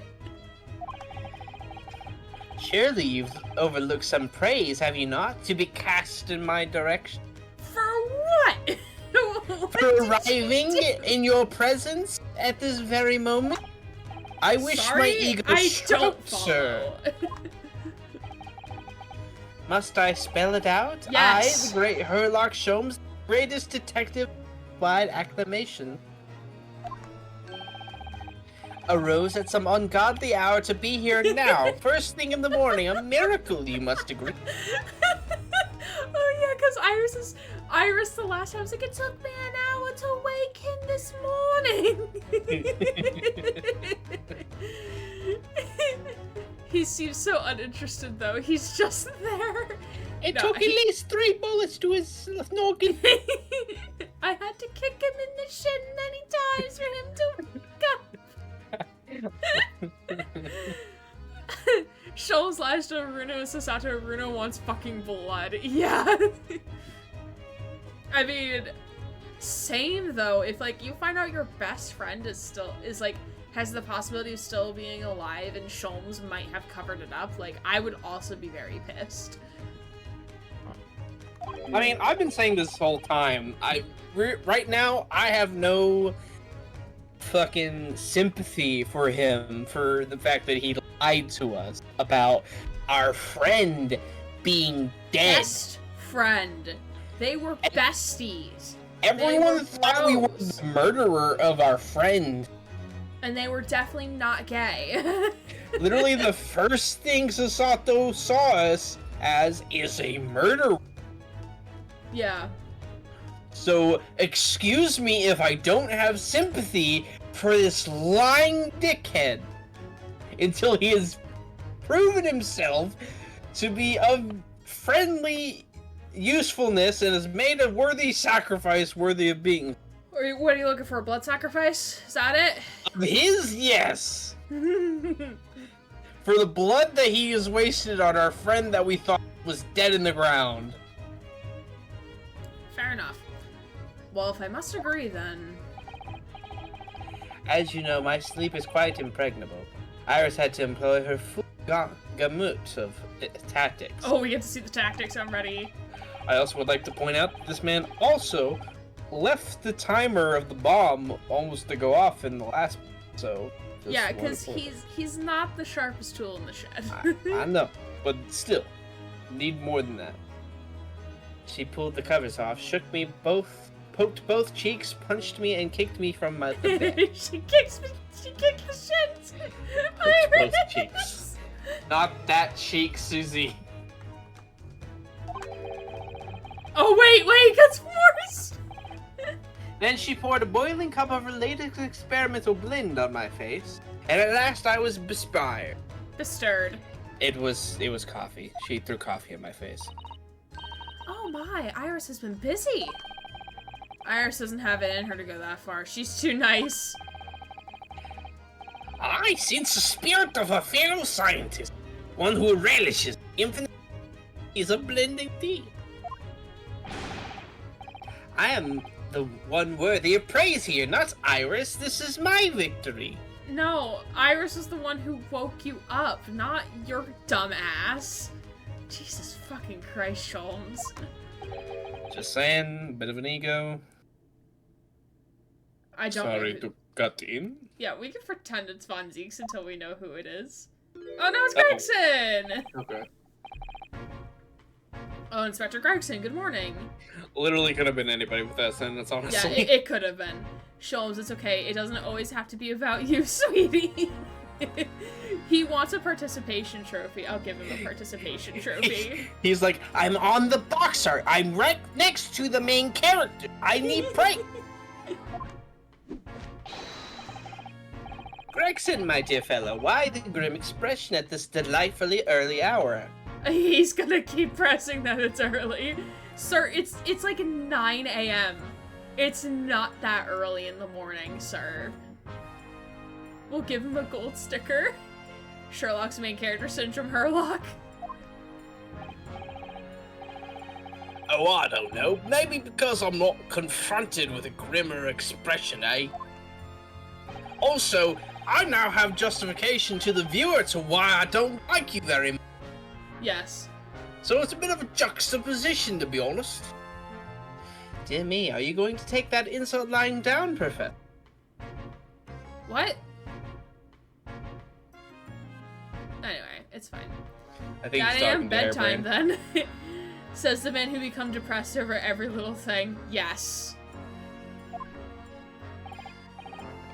What? I don't know! Poor professor. Anyway, here's the paperwork you asked for. Ew, it says secret on it.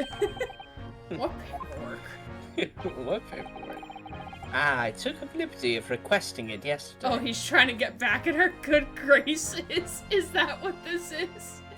He knows he fucked up with a lot of things, and now he's trying to get into our good graces. Oh my god. Gregson, I want your outfit. I love a good bowler hat. They all have good outfits. Honestly, I would cosplay like any of them. I enjoy their designs. My muffin is soggy. I'll be in my brooding I would- corner. I'd probably try to cosplay the judge. I mean, he's pretty easy. He's pretty I know. straightforward, especially in the base games. Hardest part for me would be the beard. Hard for me to make that beard. Yeah. I have a feeling it may prove useful. You wouldn't believe the hoops I had to jump through just to get this brought out of the archive. Oh shit. If I didn't have as much of a pronounced belly as I do, I would have played Von. It's the professor's autopsy report. Oh shit. That mass murderers who killed 5 members of the aristocracy. How many murders does it take to be a mass murderer? Mass murderer? I don't know. Yeah, I don't know either. He was found guilty in a closed trial 10 years ago now. It's all done under wraps. And he was quickly executed soon after the trial. It's all in here. Later find out it's a lie. It's a big scam. I mean, I'm under the incredible delusion that it was a woman, so True. Well, we can see. Hold on. I'm under the delusion that is indeed Sykes. Or Scythe. Oh, Scythes. Dr. Scythe. Yeah. Scythes. Dr. That is- Scythe. Yeah, Dr. Scythe. I don't know why I thought it was Dr. Sykes. I don't know. Psych! I don't know what to say. Thank you, Professor. Alright, let's look at this. Let's look at this autopsy. Alright, condemned prisoner, redacted for confidentiality, pseudonym the Professor. Death by hanging confirmed at midnight, 17th June. Courtney Stevens. That's a girl. That's That's Sykes' a girl. first name. No, this is the coroner report. This is not. Aw, This damn is- it. Stop dropping the gun. but Courtney, Dr. Scythe, did both autopsies. So, do we deem her credible? I don't deem her credible. I do not trust her for shit. So I think she falsified this autopsy, and then she falsified this autopsy. That is my What if the professor that is a woman killed the actual person doing the autopsy or replace that body with hers? Maybe you And just pres- really want it to be a woman.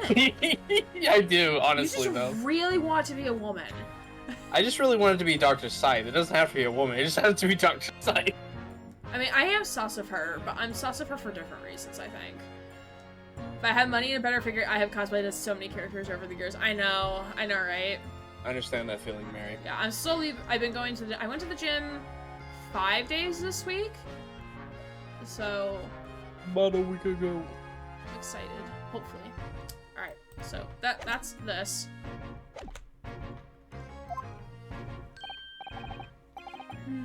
Yes, much obliged, Mr. Gregson. By the way, that wasn't much detail for an autopsy. No, it was not. That looks like a thick-ass file, too. Yeah. It just pulls it out, it's just a single note. Get at midnight, goodbye. Us lonely lot of the yard, just doing what we can. In the shadow of the great Detective Sholmes, of course. Bit salty there. Yep. We all hate him. So. We're all mad at him. I'm going perhaps as Connor, but he's Deckard Games fan next Sunday to MCM Birmingham, but my figure isn't exactly great for him. No, you'll be fine, Susie. You'll be fine. Well then, Professor Hairbrain, this is it. Today we're going to lay all of this to rest at last. I wish you the best of luck, Professor. He's not going to do shit, Sasato. You specifically told him to basically sit down and shut up. And now you're wishing him luck. Why are you wishing him luck? You're the defense attorneys here. Hello? If anything, you should be wishing each other good luck. I'm so confused. I suppose. He'll be in there today, will he? Oh man, he's gonna have fucking words if Enoch shows up. Drebber. Yes, we expect the prosecution to summon him as a witness. I'm still amazed that you managed to find him in just one day. I really owe you both so much. Yeah, please. We need to feed Iris, because... It's too bad that I'm broke as shit. Counsel in the defendant. The trial is about to resume. Kindly make your way into the courtroom. Thank you, Judge, who's also the bailiff. I can pay both. This is it then, the final chapter. Funny, my heart's racing a little. I've not felt this before, actually, this strange foreboding. As if something's going to happen in this trial that I'm not ready for. But I can't let that distract me from the only thing that really matters. Finding the truth. Oh shit. It's trial time! It's trial time!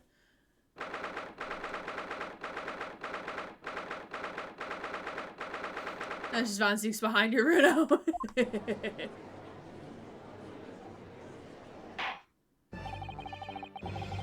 In the name of Her Majesty the Queen, I hereby declare the court to be in session again. I don't know why I'm doing an accent.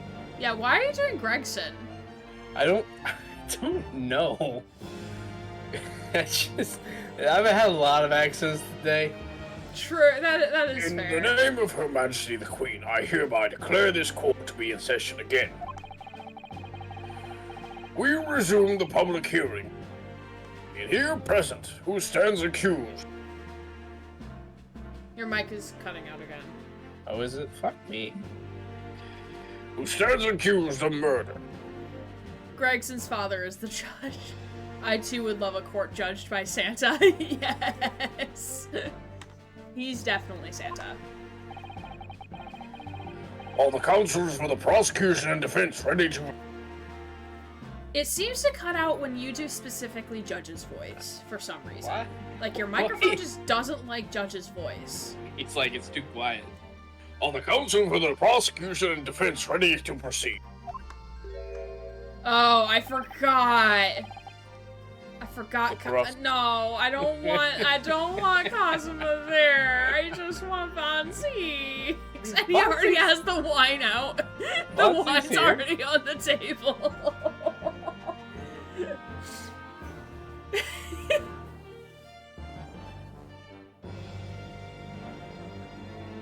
You gonna read it?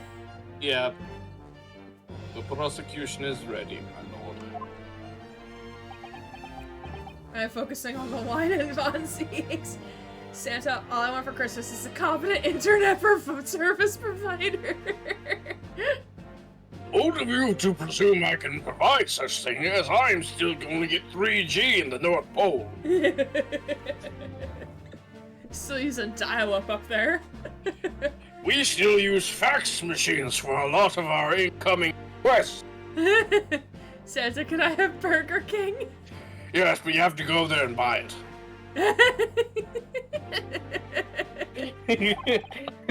What we needed is a stream of an AMA Santa Oh from my Ace god. Attorney stream. The defense is ready, my lord. As promised, Lord Von Zeeks has his apprentice with him. His apprentice with memory loss. Sato just keeps staring at him. If I may, Lord Von Zeeks. Yes, my lord. There appears to be someone standing at your side. Is he, he seems to be a bit, Mysterious. yes. My apprentice and assistant. Hi, yes, I'm Santa Claus, stationed in North Pole AMA. Ask me anything. Hi, yes, I'm Santa Claus, stationed in the North Pole. Hey, ask me anything. The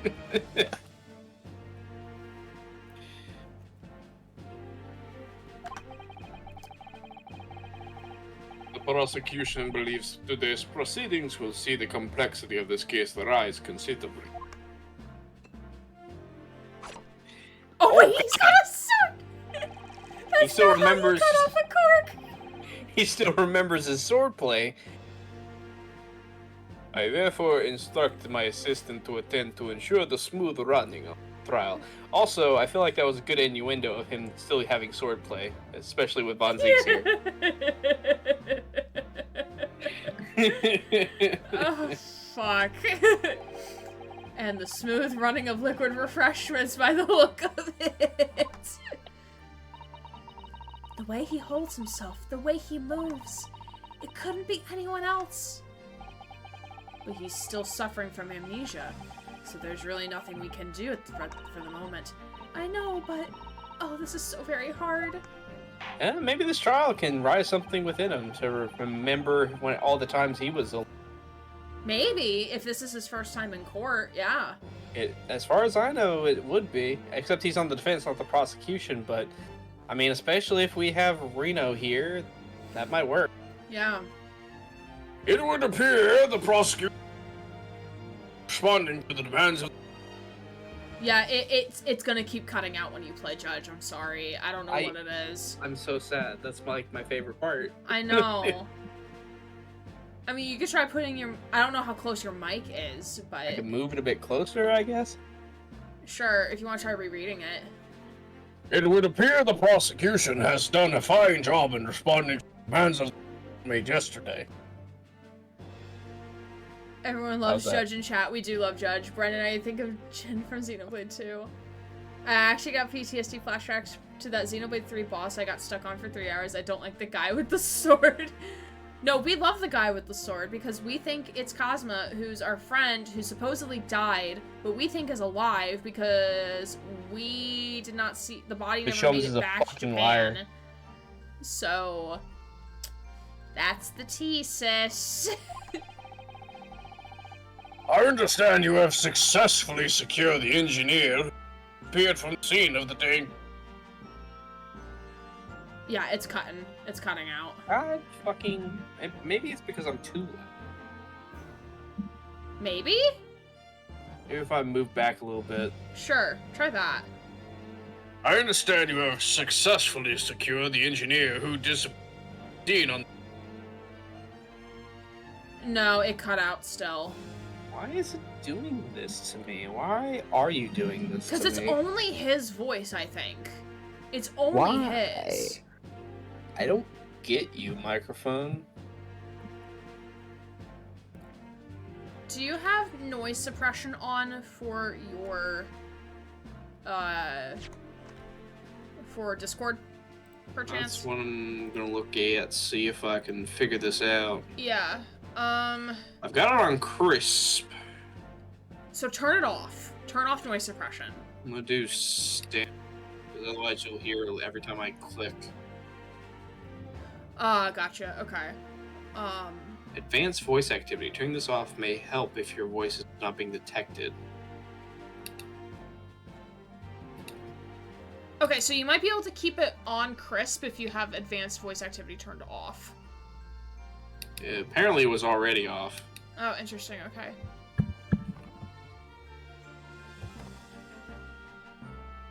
Want me to try to read the line again with it on standard?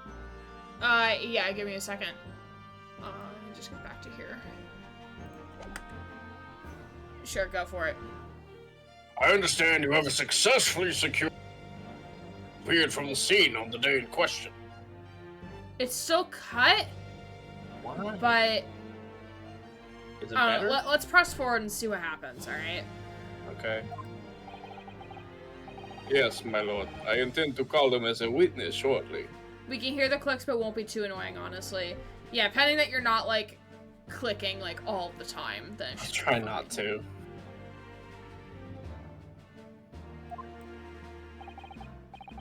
Very good, very good. Now then, ladies and gentlemen of the jury, who have been chosen at random to present the will of the people in this courtroom today? Are you ready and willing to proceed? Cue the moment where Gray and Grant forget how they voiced every single member of the jury. Watch it be every single one is a different person this time, and we No, have to come it's up different. with We new saw voices. the jury. We saw the jury. It's different people. Oh, you did? I You mean wasn't as the paying attention. voices? Possibly. Yeah, like new people.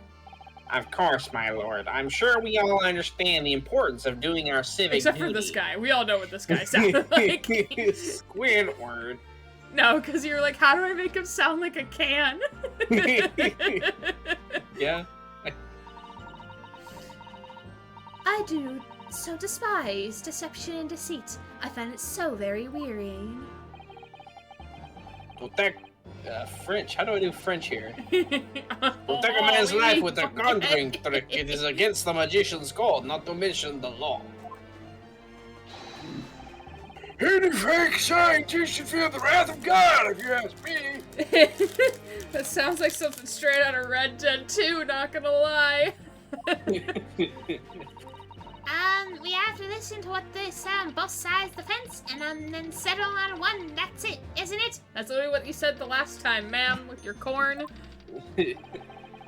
Cornish girl. Okay, I'm gonna be honest with you. I don't remember how we voiced this guy. Yeah. Wasn't like this in my day. Wasn't like this. Yeah, I'm fine with that. That sounds fine. That's all I got. If all parties are ready to proceed, you may begin. Before I do, my lord, there is a report I must read to the court. Oh, if it's from someone by the name of Courtney Scythe, I don't want to hear it because she's a phony and she's faking everything. She's a liar, she's a deceiver, and she should be gone from this realm. Yesterday, at the Great Exhibition grounds, the evidence of primary importance in this case. The super high voltage instantaneous kinesis machine, which was installed on the experimental station stage, was deliberately destroyed in an explosion affected by an unknown person or No. persons.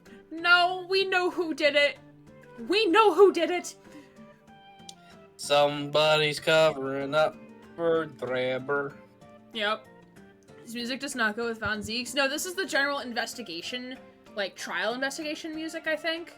Yeah. So it's used for any time like they're like in this like query mode. So it's Yeah. not like Von Zeke's theme per se. I No, don't it- even know if he has a theme. He might. I'm pretty sure he does. He pretty sure probably we heard has it when to. we I mean, talked to him. Strongheart has one. Sholmes has one. Hairbrain does. He probably does. I just can't remember off the top of my head. It was what? How do they not know? Put the gun away, sir. An explosion! And he shoots it and just a bird falls down. It's an outrage! Yeah, he has one. It's called Baron Von Zeke's Reaper of the Old Bailey. Oh, I like it. Alright, cool. Yes, I heard this grave news yesterday. Scotland Yard report to my office in the evening. Is that how his tooth fell out? That's how his tooth fell out. I read that the machine was blasted to smithereens and the wreckage was ashes to the flames. I have heard the photographic print of the scene, taken in the wake of the explosion. Oh, the trapdoor's open. The trapdoor's open. The trapdoor's open. It should.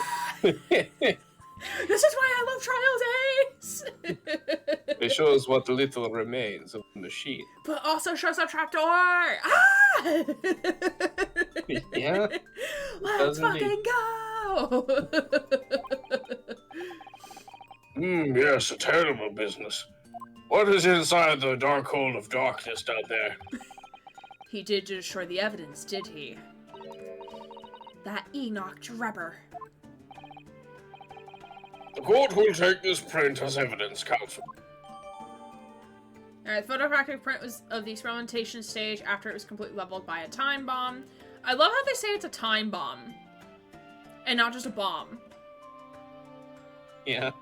Like, I love the like, are we expecting like other types of bombs that are gonna show up? That's why we need to make a distinction?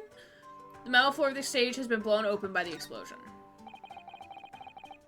Late yesterday afternoon, the protection afforded to the machine by the Special Dispensation for Scientific Equipment Act was revoked.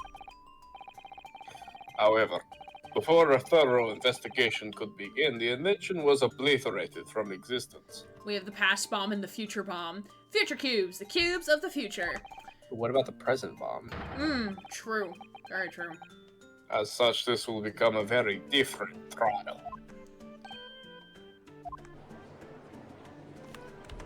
Look at him just leaning over like that, sir. As it stands now, with no evidence of which to draw meaningful conclusions, the authenticity of the Kinesis machine will remain forever in obscurity. No. No. I press X to doubt Bullshit. on that one. No. How about no, Von Zeeks? How about no? How about no? And the present bomb from Santa. Inside, if you hear very close. Oh, you cut. Sorry. God fucking. I don't know. Well, we're gonna take our 5-minute break, so you can fuck around with it then. I'll see what I can do. So we'll be back in 5 minutes, so don't forget to do self-care things. We'll be back to continue with the trial. We're probably gonna stream for about another hour, 2 hours. We're not finishing the trial today, because I'm pretty sure the trial is gonna go longer than 2 hours, especially with us, like, stopping and, like, talking about things. But we'll be back in 5 minutes, so I'll see you soon. Hi, Mags. Welcome. I've been here, just haven't done check-in. No, that's fine. You're fine. We appreciate you being here regardless. Whether you've been lurking or chatting, we very much appreciate it. We're probably gonna stream for about another hour, 2 hours maybe. And yeah. Did you want to test your mic again, or are you good? We can. We have game pulled, so we can do that. I'll have to wait for. Do you want me to go look for one of his lines to say, or? No, I'm sure we're gonna have Judge speak. There he is. Indeed. A most unfortunate. Nope, it cut out. It. You said a most unfortunate, and then it cut out state of affairs. I don't know what's happening. I don't know why it's doing that. It just cut out there too when you're speaking normally. Like, it cut out this. So, like, the last word you said. It cut me off still? Mm-hmm.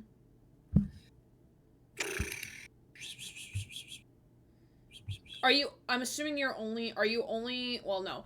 I assume you're checking more than just Discord mic settings, like you're checking, like, I've Windows got my mic settings. I've got my window thing open. Okay. Huh. Audio issues. We hate them so much on this channel. They are literally the bane of my existence. Test my input. It should be fine. When was the last time you updated your... Because it's the microphone you have is a desk mic, right? Yeah.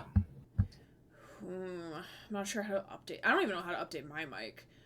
I have to go to their website to update it for programming. I haven't really needed to do that, So Yeah, I never updated my microphone before. Oh, I never heard of her, which is innocently. Yeah, it's weird because like I don't remember like last year us having this problem. Granted, it has been a year, but maybe if I cancel out the echo cancellation stuff, maybe that might do it. maybe. Maybe it's thinking it's an echo for some reason. Oh, maybe.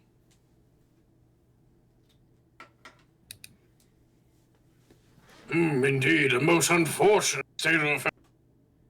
It was better. It cut out at the end of the two words, so it cut out the end of state and the end of affairs, but you could still hear that was the beginning of each word. Could just completely turn off noise suppression. I mean, you could. Don't know if that would be good for the quality.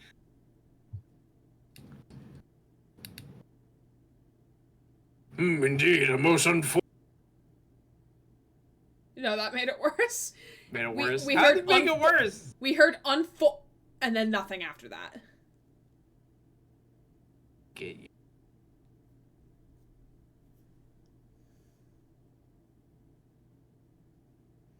Poor I don't know. Grant. Yeah. Unfortunately, I'm sorry. I it's not your fault. I'm gonna do the best I can. I don't know what else I can do. I mean, if you want to turn noise suppression back on, Yeah. Might as well. Don't want you guys hearing my fan or something. yeah.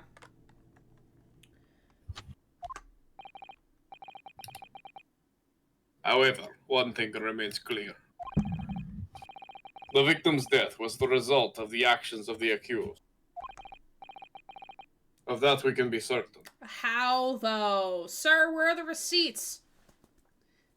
I need the receipts, sir. For it was the accused himself who was operating the machine and who ultimately caused his loss of control. Objection. Sir, you're making accusations, which is his job. So it's like, it's kind of like, I understand it, but like, also no. As Lord Von Zieks rightly says, this is a very difficult trial now. The accused accepts responsibility for his part in the events that transpired. He acknowledges that Mr. Asman died as a result of the accident caused by his machine's malfunction. However, unbeknownst to the professor, he was being deliberately deceived by a pair of very clever fraudsters. Names, counsel, if you please. Names! We need the receipts! Yolf is asking, what mic are you using? Apparently it's the Fifine. What I brand? forget. It's been so long since I bought this thing. Fifine, apparently, is what it says on the mic. Fifine? Yeah. It's a stand-up mic. It's got a little stand and little locker. Gotcha. Okay. We'll see what Yolf says. The engineer, Mr. Enoch Drebber, and the victim himself, Mr. O.D. Asman.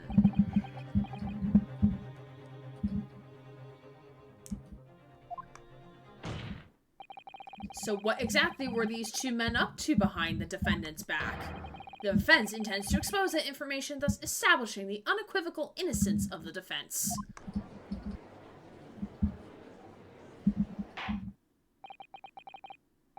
Thank you, counsel. The position of the prosecution. It cut out after prosecution. And the defense have been clearly stated. Also, like, are you moving something on your desk? Or were you? No. I was moving something, but it wasn't on my desk. Do you hear that? Dude, can you do it again? That time was a different noise. Because before it sounded like you were moving your microphone or something. I'm not sure. If it was, it wasn't intentional. Lord Von Zieks, summon your first witness, please. At once, my lord. The prosecution calls the engineer, Mr. Enoch Drebber, to stand. And I think I'm gonna put a prediction down that Hairbrain is gonna get into the witness stand and like try to fist fight this guy. He's like, "You fucked up my invention. You said it was possible, and it's not. Fuck you!" And like they're gonna have a fist fight on the witness stand. That is my theory. Because when I retire, Hey, I want Mary. a television the size of a billboard. Thank you for the resub. Thank you for being here for 30 months. Very kind. Somebody's in love. A human's concept of love requires admiration, State your name and attraction, occupation for the devotion, court. and respect. Conclusion. I am 50% in love. Sorry, there was a voice thing. There was a sound thing happening. That's why I wasn't talking. It's alright. Mary, thank you. Thank you, thank you, thank you. Appreciate you. Love you. Hope you had a good borf.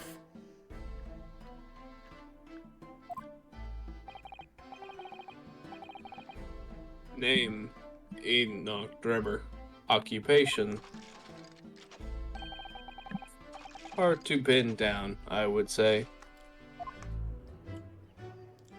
Sail Black Monocle. Yes, what I feel is I've seen it somewhere before. Oh, you too. I had exactly the same feeling myself.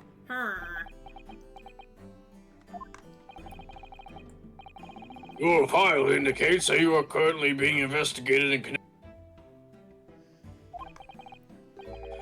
the theft of a waxwork model, is it? A most extraordinary sounding business. But that has no bearing on this trial, I assure you. Cleave it from your mind. You're familiar with the public experiments carried out at the Great Exhibition some days ago. The accused super high voltage instantaneous kinesis demonstration. Yes, you could say that. I'm aware of it. There was a terrible accident, wasn't there? It was you, Mr. Drebber, who constructed the vast machine used in the experiment. Or so our investigations indicate. Can you confirm your involvement? Oh god, is he gonna say, no, it wasn't me? It wasn't me? It ain't me. Yes, I constructed it in precise accordance with the blueprints, but that's all. Then the court would be very interested to hear your thoughts about the machine, I'm sure. Explain why there's a trapdoor. Yeah, explain why there's a trapdoor. Explain all the things. So you're gonna try to play dumb. Yeah. An amazing device, if you ask me. The pinnacle of modern science, making instantaneous... Oh, so it cut out there too. God fucking piece... it's gotta be the mic, then. Maybe. It's a brand I'd never heard of before. A pinnacle of modern science, making instantaneous kinesis of reality at last. What? Good gracious, do you mean to say? Oh god, he's gonna play the like, oh yeah, it's definitely real. Instantaneous kinesis is definitely a real thing. Yep. That the experiment was a bona fide. Is that your belief, sir?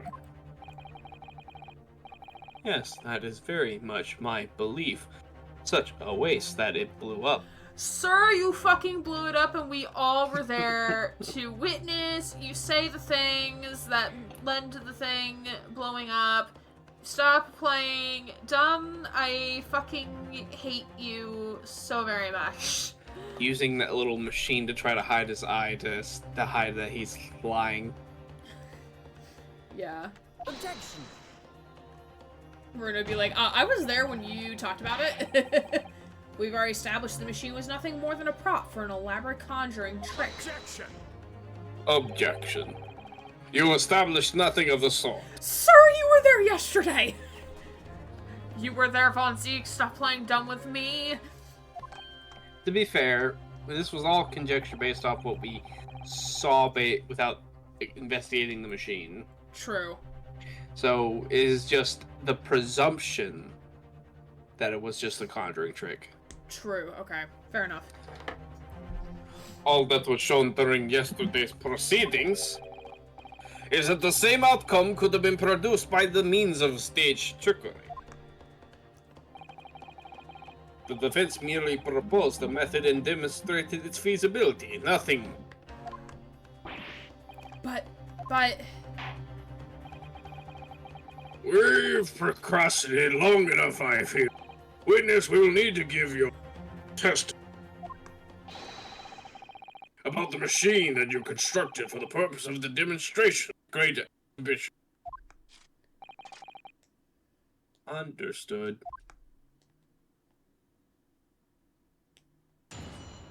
No, I wanted to hear Bruno talk.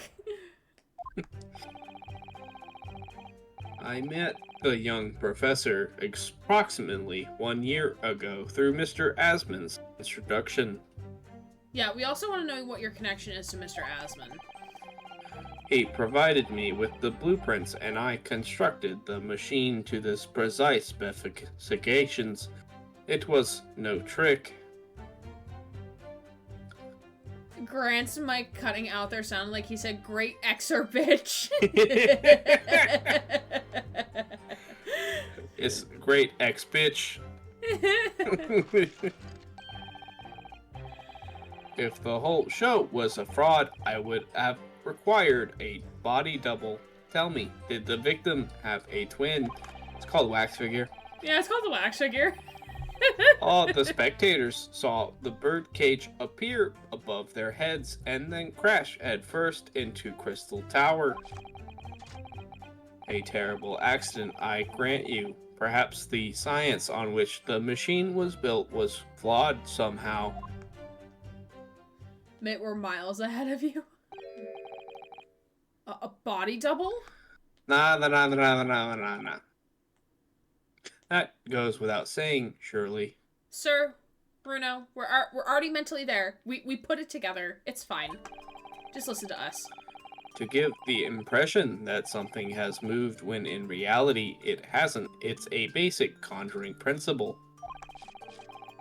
The deception cannot be achieved without substituting the original with a fake at some point in the performance.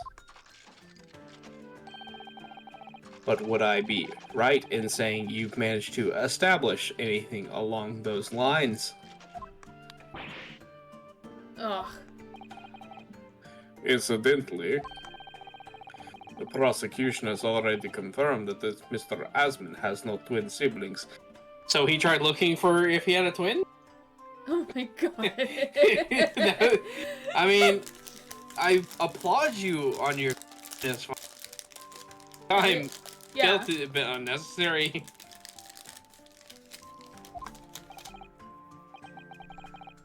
It's very my understanding that this witness is well not Well versed in conjuring artfulness.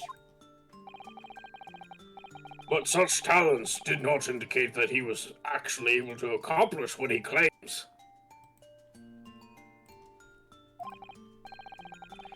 Namely, the construction of what, by all accounts, extremely scientific machine. Could you read that sentence again? You cut out. Namely, the construction of what, by all accounts, must be. You keep cutting out there. That's so odd. Maybe if I leave and rejoin the call? Sure, if you want to try that. Because we have been calling for like a couple hours now. Hello. Hello? Welcome.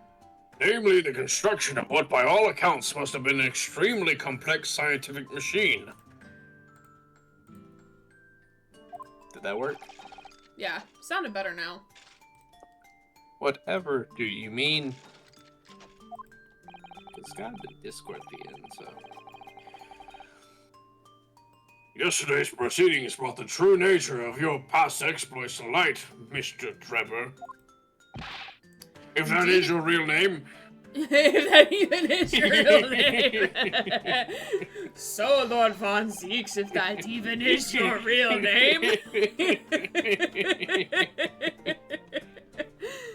Let's see here. As a swindler who preys on innocent scientists to elicit government grant money through conjuring know-how. Yes, it's true that I possess considerable knowledge of stage magic. But it's not relevant. I even have Tinkerbell in a can. Oh my god. But crucially, my scientific knowledge more than matches that of any academic in the field. I think juror number 4 is going to doubt that very hard. I challenge him to magic combat. I didn't know what to call it, like magician combat, like these throw cards at each other. What is this, like Baldur's Gate? Like, are they just gonna do like summonings and shit? I don't know. Investigation of the witness's workshop attests to that claim, my lord. And we also have laws against magicians. Look, we found a performing participation duels. trophy.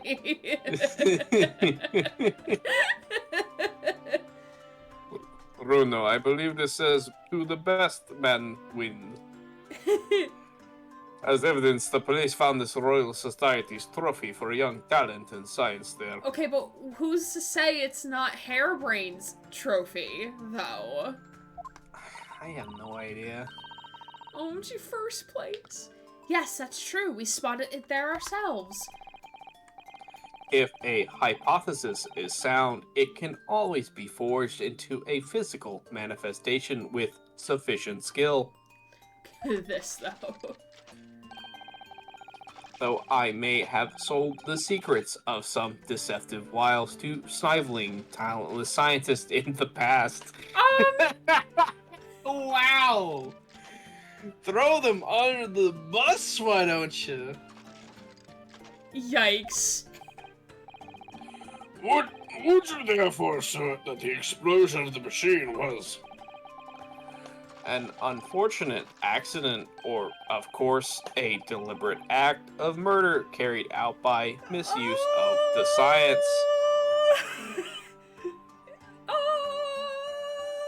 I don't want to be here anymore. I hate trial because I hate this man. Counsel for the defense, your cross-examination, please. I don't want to cross-examine that. No. Yes, Also, my lord. explain why he sounds like he's a robot and if he might be AI. I think he might, sir. I don't think you're wrong. He's the professor. He was replaced. Alright, I'm assuming we have to press on some statements here. We have to examine something, actually. Ooh, okay. Wait, hold on. Is it the photo? Albien's Is it photograph. the post-photo explosion? Yeah, it's the wooden... Yes, I believe that's what it is. Oh, I can't technically examine this, though. You can't? Examine the bottom of the wooden bird cage. Oh, birdcage. Birdcage. Oh, okay. Oh, it pierced through something.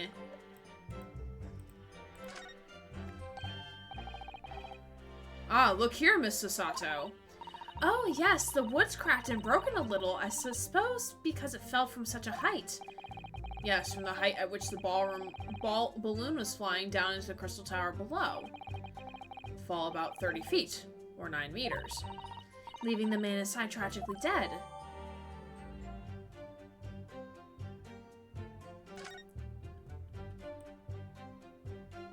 Is that it that we examined from this? Apparently so, and now we have to present. Oh, so we're not even fucking around. We're just finding out. Apparently not. Apparently not. Okay. Blueprints and construction of besieged whose precise classifications is no trick. Whole shows a fraud who have required a body double. Tell me did the victim have a twin? All spectators saw the birdcage appear above their heads and crash head first. Okay, so this is where we present it. Like, no, sir, it crashed. So Tail no first. head? So no head? Literally every time we're gonna be like present, if we're gonna ever present that fucking new Axework head, which we no gotta. head? Yeah. I am pretty sure that he's just existing, not human, robot, AI, just there. He's just a being. What my question to you would be, do I really even exist? Or am I a figment of your imagination? Imagination. We've examined the birdcage that crashed in the Crystal Tower ourselves. As you can see, the cage, which is a wooden construction, has sustained damage in one particular spot. Following the explosion, it's fell some 30 feet into the glass of the Crystal Tower. That level of damage is to be expected, surely. I agree, the damage itself is entirely understandable. What doesn't make sense is the location of that damage.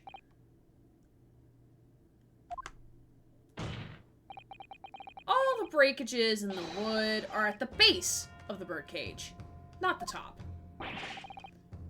What are you saying?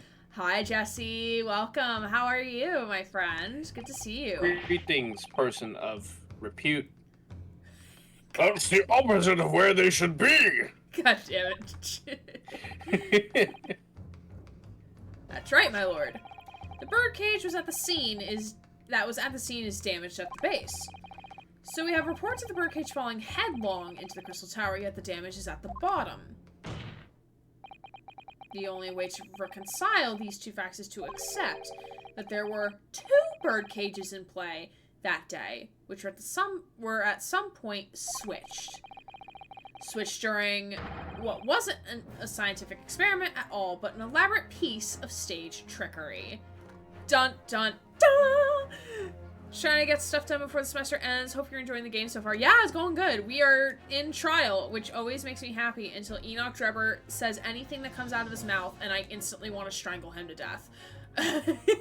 Because I fucking hate him. He's such a piece of shit and I hate him. Yeah. Gaga. Lady Gaga. Rah-rah, ah. Good gracious, explain yourself, witness. Papa Bruno. Well,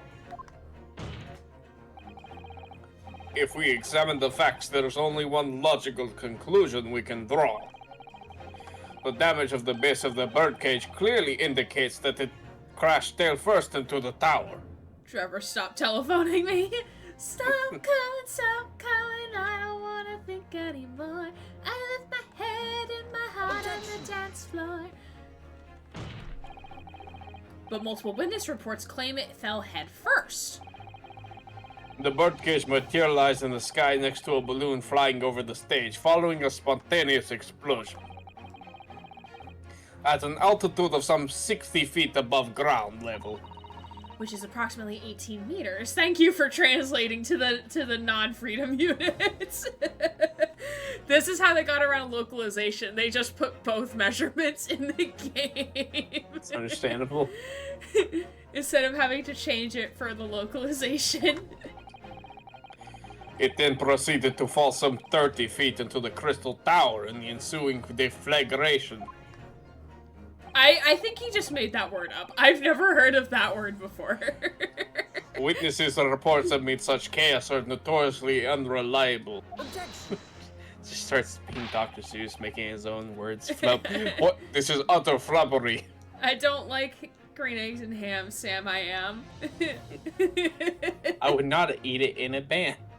I was watching, so yesterday I was it yesterday or the day before? So, a couple days ago I was watching, a lawyer on YouTube, go over, court documents for the Murdaugh trial, and, one of the documents was like, cause like, it was like the one of the people who's being claimed of doing things, basically their statement of testimony was saying like, I did not do these things. So it was like, I did not do this, I did not do that. I did not do this. I do not do that. And then the YouTuber was like, I do not like green eggs and ham there. I do not like them here. I do not like them in the car. I don't like them over here. I do not like green eggs and ham. I started reciting it. It was just so funny. Because it was still the same cadence of how she was speaking everything else. So I didn't even notice it until she got to like, I don't like green eggs and ham, Sam, I am. And I was like, wait, hold on. That's not actually in the court documents.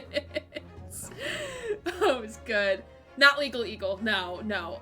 Emily D. Baker, she's a lawyer commentator, so she does like a lot more live streams and stuff. Not Legal Eagle, no. Legal Eagle's pretty cool. He actually recently did one with one of the doctors. I forget his name. Oh, I think I saw that I think I did see that video pop up in my recommended. I can't think of it off the top of my head. It's not someone I actively watch. It's like I can't think of them. It's pretty funny because they've been joking forever for that of finally doing a collab, and it seems like they finally did it. Gotcha. It's funny because a friend and I were talking about green eggs and ham the other day too. I love that. But the victim's neck was broken. Objection. Is he gonna object to say, no, it wasn't? You're a liar. He plummeted 30 feet inside a heavy wooden cage. However, he felt it would be unsurprising to find one or two of his vertebrae crushed. But specifically his neck, though. You got something to say, bro? As you cut all over the floor over here? Cut. I hate that. Oh, no, My voice doing again. it. A riveting scientific analysis of events from the prosecution there. We know what happened the last time he laughed. There was a second bomb that went off, so I'm afraid. Watch there be another bomb in this courtroom. Did you check under the floorboard here? Though, to be even more rigorous, you would have to say it was only one vertebra, actually. Oh my god, are you really gonna get this technical, sir? Actually, yes, I am. Actually? We brought Bromchain into this room. He wasn't quiet for long. I find it hard to see what's motivating Lord Von Zieks. This witness is clearly a swindler and one who deceived a personal friend of his. If you're going to establish this deception, do it right. Sorry? I feel like that's the undertone here. Yes, and there's one more point. The defense appears to have forgotten. Oh, you're gonna try to help us now?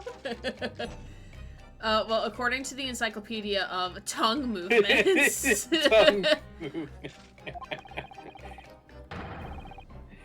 It obviously wasn't a trick, as a certain truth very plainly demonstrates. Do you want to go, bro? Because I will go, bro. Would you like to fight, as I will win with my metal hand? I will just douse some water on you. What point that do should you short think circuit is... you. I will only rust. Fight me, mate. Fight all of chat, bro. What? It seems to me that the cross-examination had better continue until resolved. Mr. Drebber, you will amend your testimony with details of this truth. Of course, we must treat the matter scientifically after all. I hate him so much. I hate him. I'm glad that at least that it's coming out as I intended it to. It's not you, it's him. He's just a dick. Just a bit of an asshole. Yeah. I nearly had him there. A bit of a devious dick. giving me war flashbacks to like my senior year marching band show when we played as robots, and we really? we had, so like it was a pre-made show. We just made the drill for it to match our band, but like in the music for the show, because we used electronic keyboards for it. Yeah. There was these automatic like whirring noises, like what you're hearing right now with Drebber as he moves, like. And we did body movements to those to like look like we're like robots like moving around on the field. So this is giving me very harsh flashbacks to that. Sounds like a pretty cool idea. It was. I thought you were going to talk about lost. the marching. We lost at States, but then we still. No, was that the year we won at Mid-Atlantic? No, we didn't go to Mid-Atlantic that year, but we lost at States. We got second. We always get second at States, though. They hate us at States. Not politicking enough for the judges. It's all politics. It's all politics. Yeah. That's generally how it works. Same thing happened with my cousin whenever she did. Her school was very much into drama, but she generally the judges always placed her school in second. Okay, so this is the new thing. The kinesis clearly took place because there's nowhere else 30 feet high for the birdcage to have fallen from. Do we present here? We're supposed to present. Here or a different statement? Statement 4. Okay, the new statement 4. Yeah, this is new statement 4. So I assume we are presenting the post-explosion photograph. No, that's not what the name of it is on this thing. What's the name? Experiment sketch.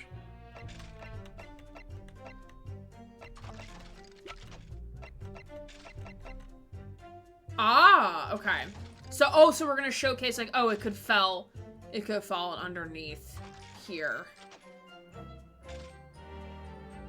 Okay. Objection. Oh, okay. So we're showcasing that it could fall underneath. I think that's what it is, yeah. Experiment, and then they're probably gonna say like, well, but how would it have done that? And then we're gonna be like, there's a fucking trapdoor, my guy. Clearly, y'all do not have eyeballs as points to a hole in the ground. Mine, even though I need glasses. So, like... This is a diagram of the experimentation stage and its surroundings. Drebber's like, okay, bro. We knew that somehow the birdcage appeared in mid-air before falling down into the crystal tower. A fall of about 30 feet, or 9 meters. However, if you examine the diagram carefully, you'll see that there is one other possible location from which the birdcage could have fallen.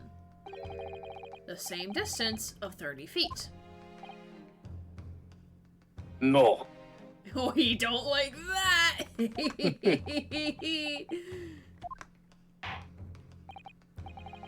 Well, it appears the defense has a possible explanation to put forward. Go ahead, counsel. Well, I will if you didn't interrupt me. Yeah, same. Yeah. Yes, my lord, of course. I love he's shocked. Oh my god. You will indicate the place to which you are referring on this same diagram.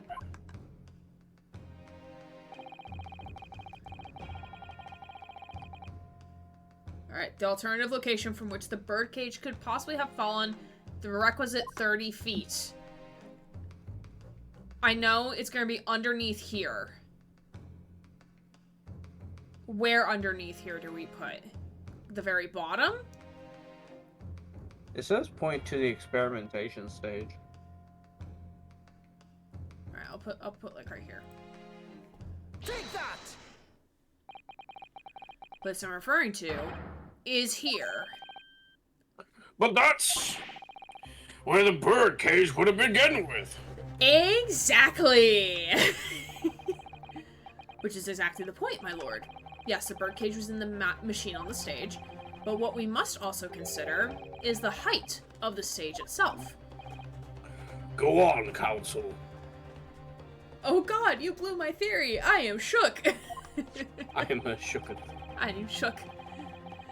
Turns out that the experimentation stage was built at a considerable height above the ground. Yeah, if it didn't, like, why, like, if this was actually real, why did they need to have it like at that height off the ground? If it was actually instantaneous kinesis.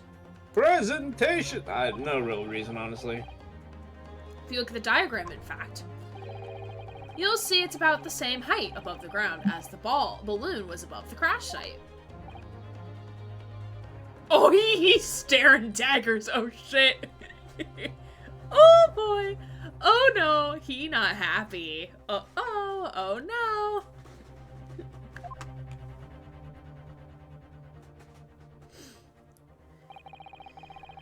I would have melted if I was Runo. Yeah. When the experiment got underway, the machine and the birdcage were engulfed in steam.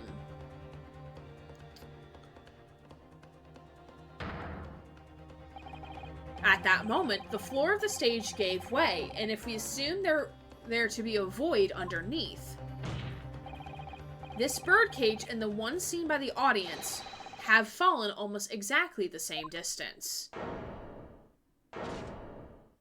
Oh, he's sweating. He's sweating. Once again, my lord, this all points to the fact that there was not one birdcage, but two.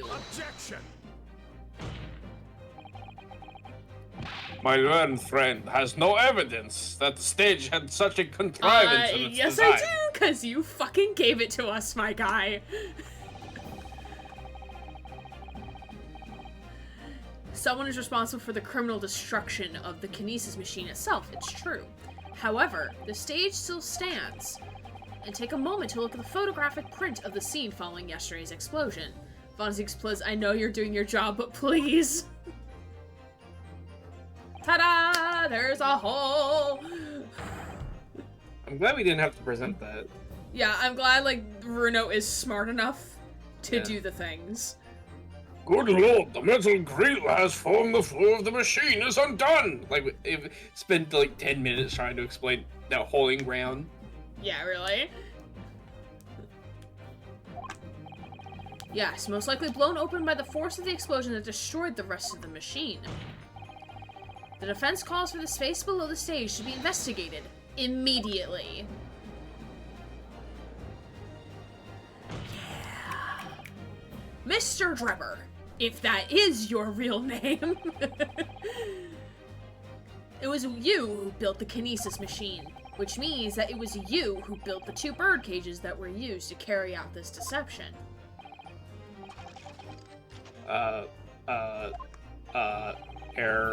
Error. Error 404. Cannot find file. Whether Professor Harebrain's hypothesis is sound or not makes no difference, because it's the construction of this machine that matters, a machine designed to take Mr. Asmon's life, and lay the blame firmly at the professor's door, something that could only have been carried out by you, Mr. Enoch Drebber. Oh, I'm Jesus. angry. Objection!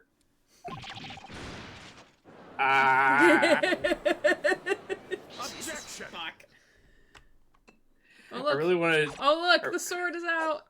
Oh, it made a cork noise, too. Oh, my God. It's pretty nice.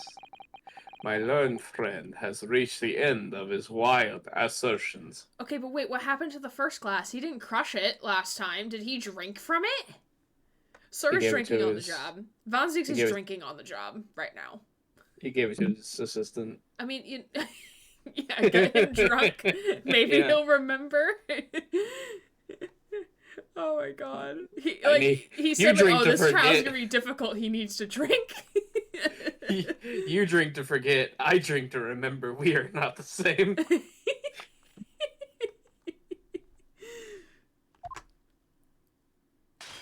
Oh, there it goes. The prosecution would like to crush the defense's arguments slowly, but surely. Meanwhile, the assistant is like, hey, I just poured that. I just opened that bottle for you. Prepare to do another. What? Your arguments fails to hold water. Well, you can barely hold alcohol, sir, so don't even go there. on 2 counts. 2? 2. Precisely 2. The machine must be precise. Firstly, before and after the experiment, this witness went nowhere near the kinesis machine. Every relevant member of staff from the exhibition has attested to that. And I believe members of Scotland Yard have also been on watch duty at every public experiment. In other words, Mr. Drebber has no opportunity to switch the alleged pair of bird cages. Objection. I've already explained why he wouldn't have needed to. The nonsense of the crossbow. That doesn't bolster your case at all. The man who disappeared from the stage and the man who crashed into the tower are one and the same. No, sir, they're not. The forensics investigation team's report is unequivocal on that point. And the second flaw in your assertion is a distant lack of motive. Why would this man have wanted to take the victim's life? He had no reason to do so. Well, if they're both involved in the same criminal organization, and this is also, like, if Scythe's autopsy is accurate, so... Fonk. A motive? Do I have to think of that every time? I have here a contract provided by the witness. Oh, look. Evidence! Yay! What contract is this, Lord von Zeke? The contract in which Mr. Drebber entered with the victim, Mr. Asman. It reads, Mr. Drebber is to receive 30% of all remunerations from government grants of other income. Mr. Drebber is to receive 30% of all remunerations from government grants or other income. English, please.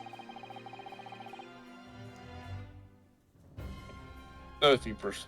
Oh, I don't know what I said. Von Zeeks is no judge. Certainly very favorable contractual conditions. But there was one very important provision bolted onto that clause. What provision? Mr. Drebber may not only uphold his right on condition that both contracting parties are alive. In other words, if either of us were to die, the contract would become null and void. Okay, but there's no proof that he actually died, though, right? Because... where'd the body, though? Yeah, I don't think Asmon's dead. I think it was a huge trick. I so think it's a huge trick. Because why would Asmon agree to be up in the balloon in the first place? If he knows, like, it could lead to him dying, or most likely would lead to him dying. It's just a huge trick. It's a trick. It's a trick. It's a trick. I know this. You have been bamboozled. You see, I had nothing to gain from Mr. Asmon's death. The diametric opposite, in fact. Ugh. Need I say more? The witness has neither an opportunity nor a reason to commit the alleged crime. In short, the possibility of Mr. Drebber having done as you suggest is nil. Okay, I know I said we might stream for another hour, but I'm pretty tired. So I think this is a good place to stop. Alright. It hits you like a wrecking ball? Yeah, I mean, what time did I go to bed last night? I think I went to bed at like midnight 30. And I woke up pretty early. I woke up early, then went to the gym. Or woke up, stayed in bed, went to the gym. So it's like, I'm just tired. But and I was like I'm having a hard time like comprehending what is happening in terms because like we're getting into more like the nitty gritty shit, and it's like I need to be more awake than this to like perceive and to comprehend. So yeah, I think we're gonna call it here for the night. But like the last couple streams we've been able to do the 4 hours. It's just I can't do it tonight. But we did 3. We did 3, so that's good. I'm okay with that. And yeah, so and I think like there were a couple blips in your audio, but like nothing like last time. So I think that's the trick is just like leaving call and rejoining. Yeah. Is the way to go, I think. I was thinking it must be because I couldn't find anything on my end, so I was thinking it probably was just the connection. Because when I retire, I want a television the size of a billboard. Olivia! Ooh. Thank you for being here for 14 months. Thank you so much. Long time. Appreciate you, friend. Thank you for being here. We're about to end, unfortunately. So, yeah. We are gonna raid on over to Deckart Games, who I know a lot of you watch. He is playing some Overwatch. So we're gonna go hang out with them and the crew. And yeah, how did I guess? It was a good stream. Thanks, Olivia. I appreciate you. I'm just tired. I don't think I can, especially because this game does require like focusing a little bit and like keeping an eye with what's happening and stuff. Especially as they get a little bit more technical with it, you know. But we'll be back next week to continue off with the trial. It's gonna be a trial day, which I'm excited about. I'm not sure. We might finish the trial if we go the full 4 hours. We might. Oh, I got my bracelet! Yay! Excited. I did see your review. Thank you for leaving a review. But we are gonna go raid on out to Deckart Games, who's playing some Overwatch. So we will see you all very soon. I will see you all tomorrow night for more Hellblade: Senua's Sacrifice. Monday will be our charity stream playing more Rain on Your Parade. Thursday is Mass Effect, and then next Saturday we'll be back here with more great Ace Attorney. So we shall see you both. We shall see you all very soon. I can't English. I'm tired. I can't English. It's fine. But I will see you all very soon. Grant, any final words before we raid on out? I hope all of you have a good day. I didn't get a chance to say it, but I hope, Jesse, that your studying goes fine, and I hope everyone else has a good rest of the stream. Yeah. So let's go show Brian and Amelia some love, and I will see you all hopefully tomorrow night. My name is Erin Gray, queer writer streamer, signing off.